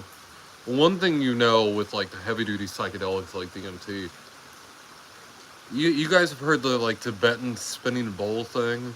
That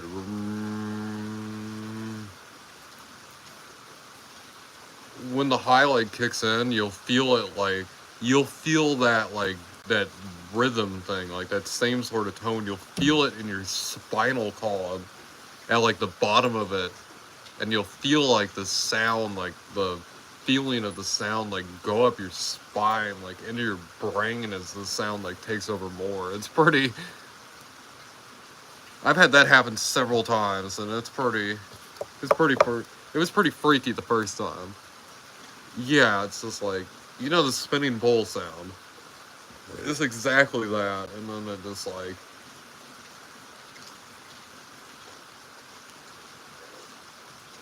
when I took peyote, I hallucinated really badly.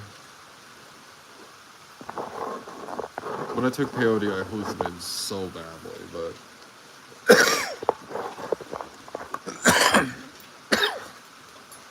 nothing did it like DMT. With DMT, it felt like some like the alien, like the parasite from like Alien was like inside me or something and taking over my brain or something like that. Like I don't know what else to like describe there. Well, I smoked it. I remember I smoked it. I'd heard you take the hits and then you hold them in and everything for like as long as you possibly can. And like that first hit, I started feeling the ringing like in my spine. I was a little worried about it. And then it like traveled up with the second hit. I knew I had to take 3 hits. I follow the rule of 3 when I try any drug, regardless. 1 hit's not enough, 2 hits, not enough. 3 hits is the sweet spot. But like the second hit, when I took the second hit, once I blew it out, I remember like I had a visual perception thing where like how I perceived color and sound switched. I could hear the color and I could see the sound instead. And it really, I was like, it was hard to take the third hit because I'm like, what effects are going to hit me the next time that I take it? And I'm like, if I didn't take the third hit, I don't think it would have been a good high, but the third hit just kind of, it flipped everything upside down, and I don't really know how to perceive anything after that. Like, and I wouldn't do it again.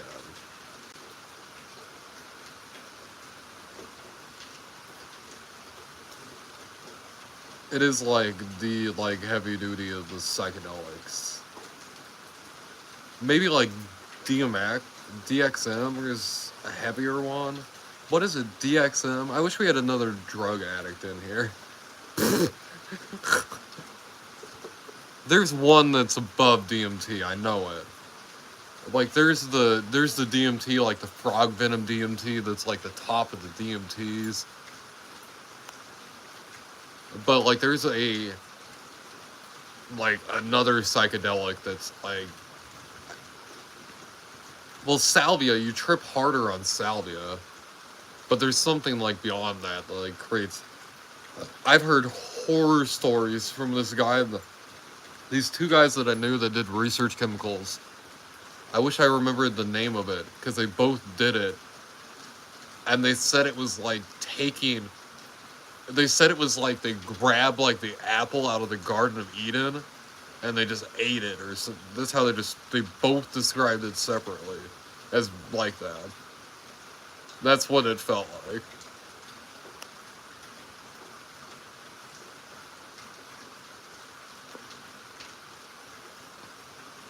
And they said as soon as the trip like went in, they were like desperately like wanting to like not be tripping anymore, and it sounded like the worst like experience. And these people didn't know each other, like, and they described like the same sort of like some like like a god like viewed them like taking this and judged them like harshly for it. It was like punishing them for it. That's how they described it, and I'm just like, I'm trying to remember what it was, and I need to remember what it was so I don't take it. and they said it was the worst like mental experience. One of them went to a mental hospital because of it. The other one was this. He just said like, because he was a heroin addict, the other guy, and he had like saline and stuff like that, and he said that he had like got his needles and he was injecting himself with like saline and stuff to like flush out his system to try and get this drug out of his like system, and he had never done that with any of the other research chemicals. And he said he considered going to the ER, and yeah, it doesn't sound fun. It doesn't sound fun one fucking bit. Because these guys are like hardcore. Both these guys were hardcore drug addicts. They would pretty much take anything. One of these guys huffed Freon at one point. Like,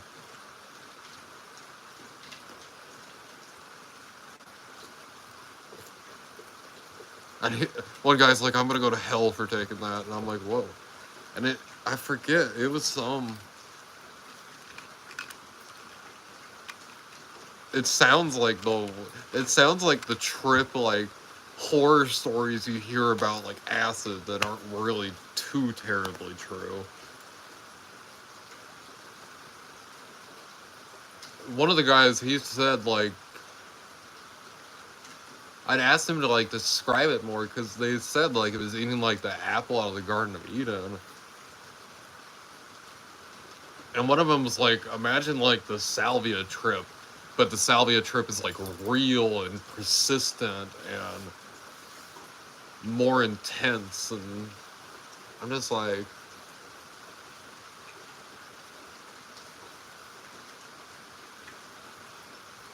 one of the guys, like, I'd been in his house like shortly after, and he was not bullshitting. He'd smashed every single reflective surface in his house. He'd smashed his TVs, like anything that was like reflective at all. Like he had like metallic things that he'd like smashed apart and everything.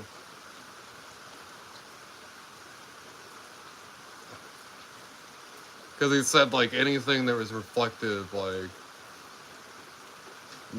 it was just not like there was like something like evil coming out of it. And I'm just like,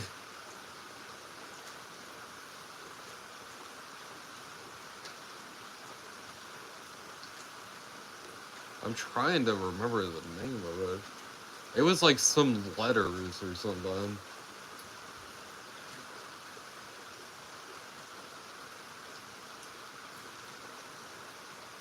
Oh, did that without drugs? Ooh. That's not good. But I'm absolutely horrified by that drug. Like, I've never heard any. Like, they describe. I did some of the research chemicals with these guys at some point. Like, I did a few of them. Like, there was this one that it's like the legal version. It's basically. It's LSD. But it's just like the LSD that's for, like. Just like lab studies. And it's not exactly fit for human consumption. But a human can take it. It's fine, and it's not illegal on the federal level. So that was fine. That one was fine. I didn't. It felt a little weird, but it was okay. Like there was a couple others.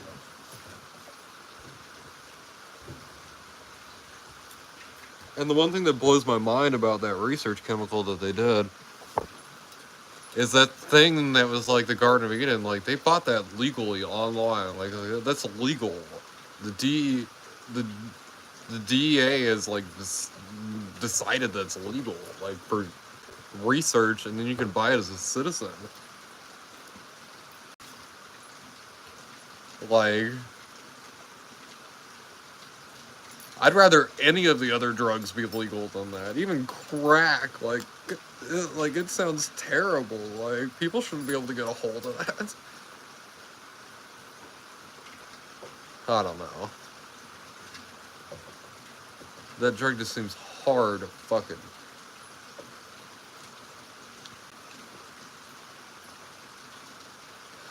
Oh yeah, what was his name? Josh or something? Yeah, because he became a hardcore Christian. Like he became like hardcore like Christian after it. I remember that. Like he really like believed in like Jesus. Like I'd never seen anybody before. It made me kind of curious to take the chemical and see what happened, but I forget what happened to him. He went away. Probably when we were trying to get him to go to the mental hospital. Both of them.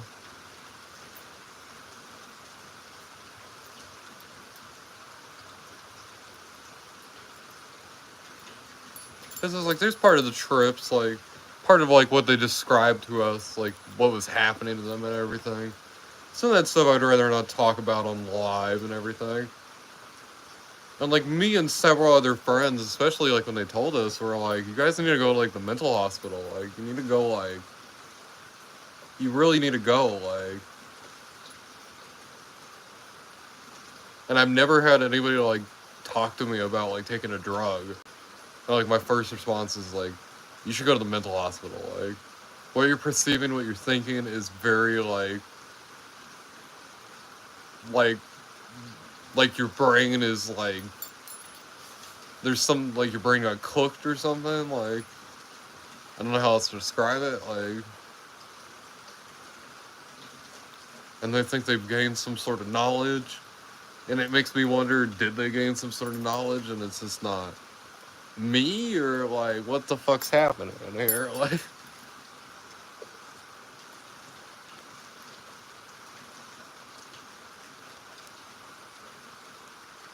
because they're describing like they plucked the apple out of the Garden of Eden. Like, that means they gained some sort of knowledge or something.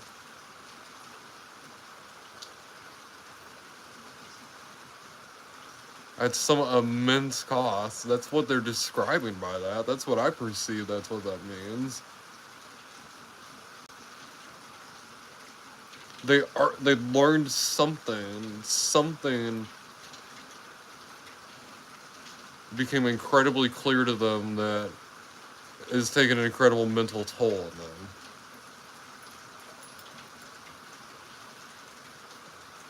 And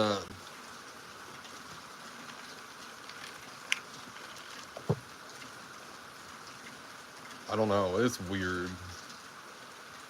It's kind of a weird topic. This is just some of the weird ramblings that we get. It's been 2 hours.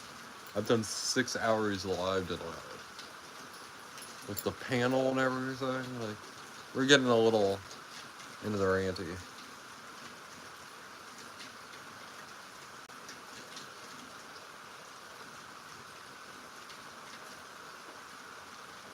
Yeah. I'm glad you can say it too, Rocky. Oh. You know, they're the first two that I've ever experienced that I'm like, there might be something to it, given, like, the stuff they talked about. I mean, and given that it was separate and everything, it makes me wonder,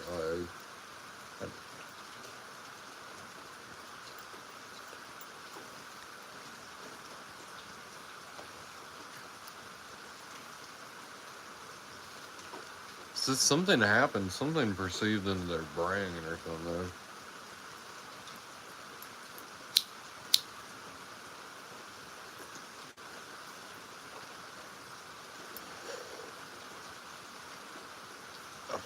I don't know.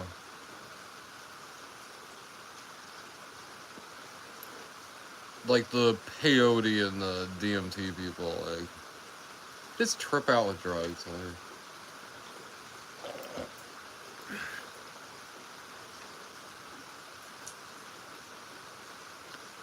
you can definitely like ketamine and DMT. You've ketamine.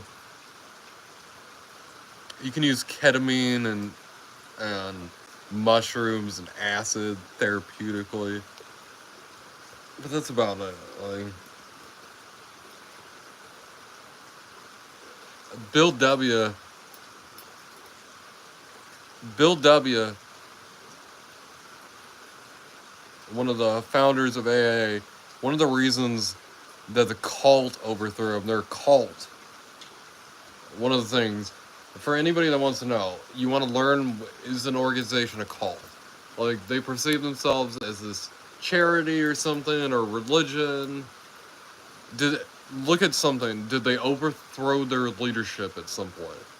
Is there some leadership overthrowing that happened? Because if that happened, it's a cult. Always. And Bill W., like, he really, like, did some experiments in the 50s. And he basically cured himself of alcoholism using LSD therapy. And he, like, touted towards, like, the AA, like, using this for, like, their most severe, like, people that keep relapsing and they just can't stay sober no matter how hard they try. Like, and he'd done it with himself and I think 2 other people that he'd, like, shown that it cured this. And he got kicked out of AA, like, out of the organization. And then they went with their previous agenda and are pushing it, even nowadays.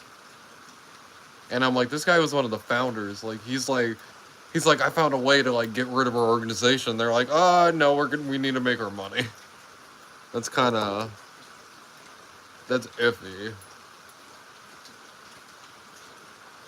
I learned about it because I talked to my drug counselor about it. And I'm like, what about this? Like, you guys, like, you held this guy up to a pedestal and, like, you guys threw him out of the organization because he had differing views from your traditional beliefs. Like, you guys are a cult. You're part of a cult. Like, I really tried to get these people, like, particularly the counselors and stuff, like this cult grabbed onto you. You were a useless drug addict on the street, nobody at all. And drugs has stolen your soul, stolen everything you are. And here this cult comes and, like, uses these people at the lowest possible moment they can and builds them up where they only need this organization. They can't be sober, they can't do anything. And once these people are really in, they can't. Now, with that, there is AA and NA. There's people that actually use it and need it. But if you're not already religious or anything, you're going to have trouble with that one. Everyone that I've known that did AA well was really Christian. Like, I had a guy that he was, like, very Catholic. That he was one of my friends there. And me and him, we'd talk often. He hated the religious, like, aspect to it. And that the fact that they push religion and force people into accepting a higher power, like, he thought it was really wrong as well. And I thought it was good that somebody that was so religious agreed, like, with me on the same thing.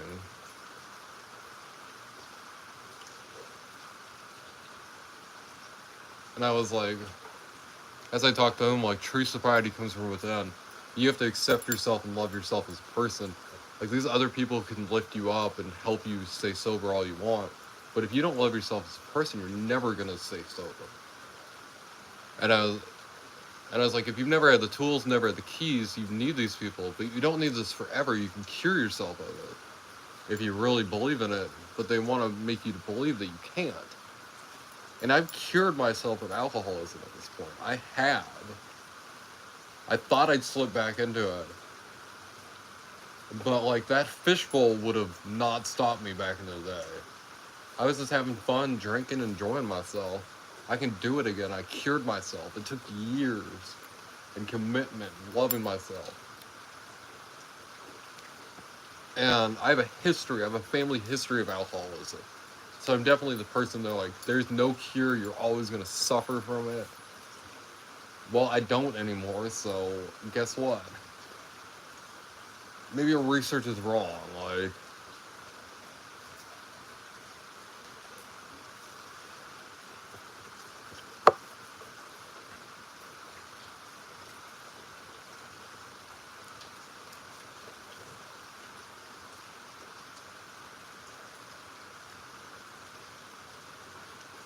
Yeah, everyone that I've ever met that's Catholic is very reasonable. And I know, like, 500 years ago, like, everybody that I met that was Catholic would have been totally unreasonable to deal with.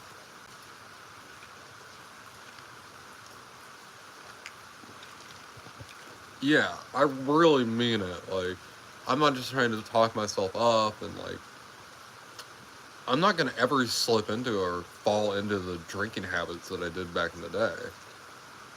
No matter how much, like, I drink nowadays or anything, like, it's not gonna have the negative effects that it happened again. And see, alcoholism and drug addiction is all about the negative effects that it has on your life. Like, if you can use, you can, like, if you could smoke crack every single day, go to a 9 to 5, and do that, like, and keep your life stable and together, like, you're not a, you're not a crack addict. Well, you're a crack addict, but you're not like a crackhead then. Like,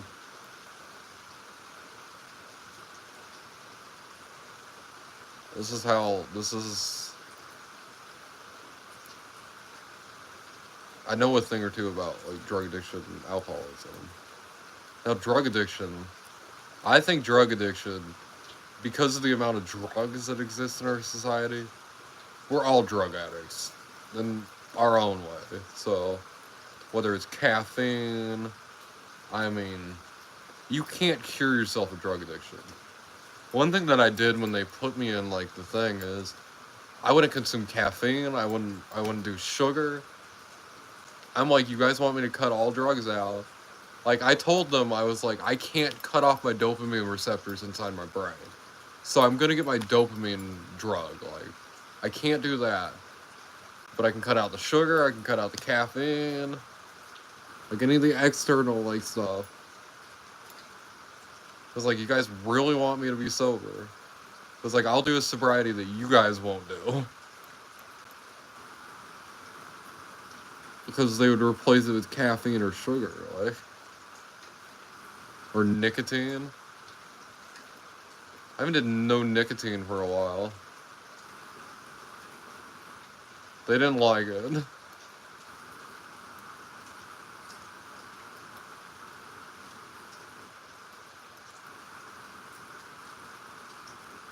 And the fact that they made exceptions for things like caffeine and sugar tell me everything I need to know how they feel about drugs. Oh, of course, Cece.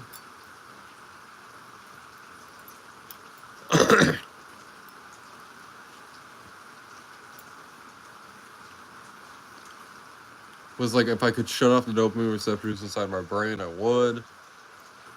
And then I couldn't, I'd have no internal, like, drug effects. Like, that's not what we want. I'm like, kind of.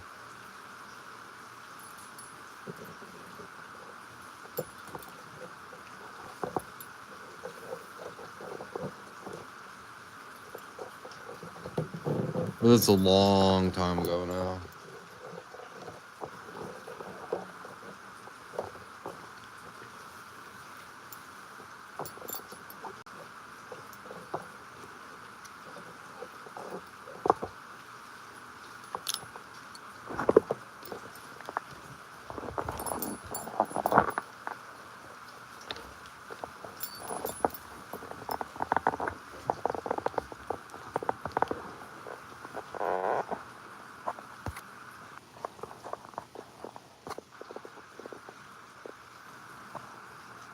I'm gonna check the radar for 1 second. I'll be right back. Yeah.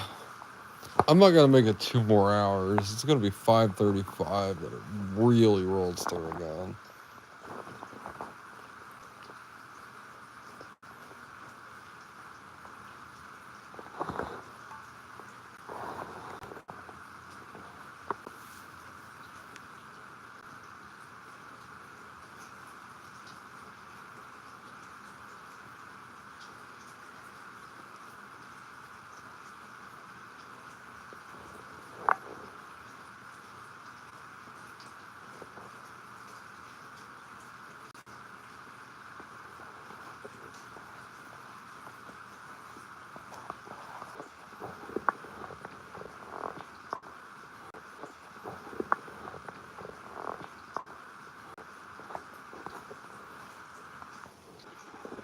Okay, that's interesting.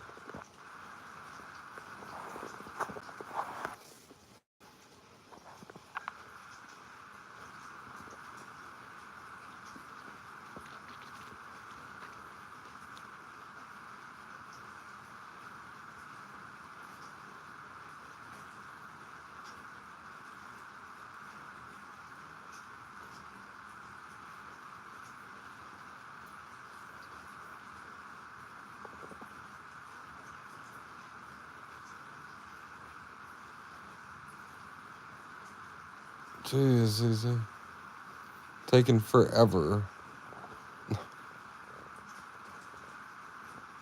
I'm gonna end pretty soon.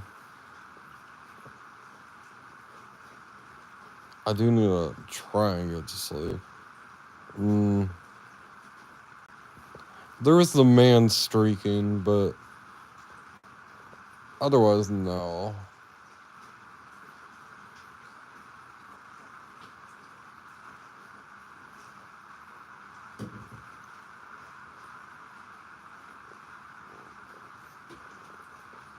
I'm sure you've seen a naked running man before, so.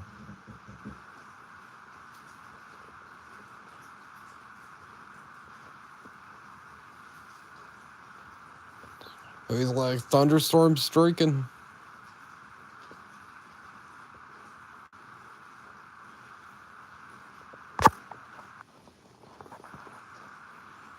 Oh, spooky. The first one, huh? With his mom?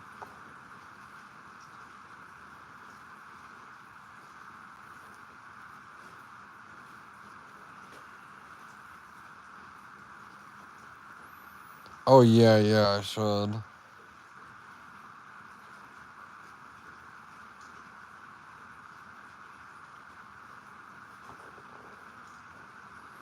Well, yeah, I agree, Cece. Enjoy your thing, and thanks for y'all hanging out. Oh, the original, that's good. I'm gonna, yeah. Well, I appreciate y'all hanging out and spending some time with me as I unwind.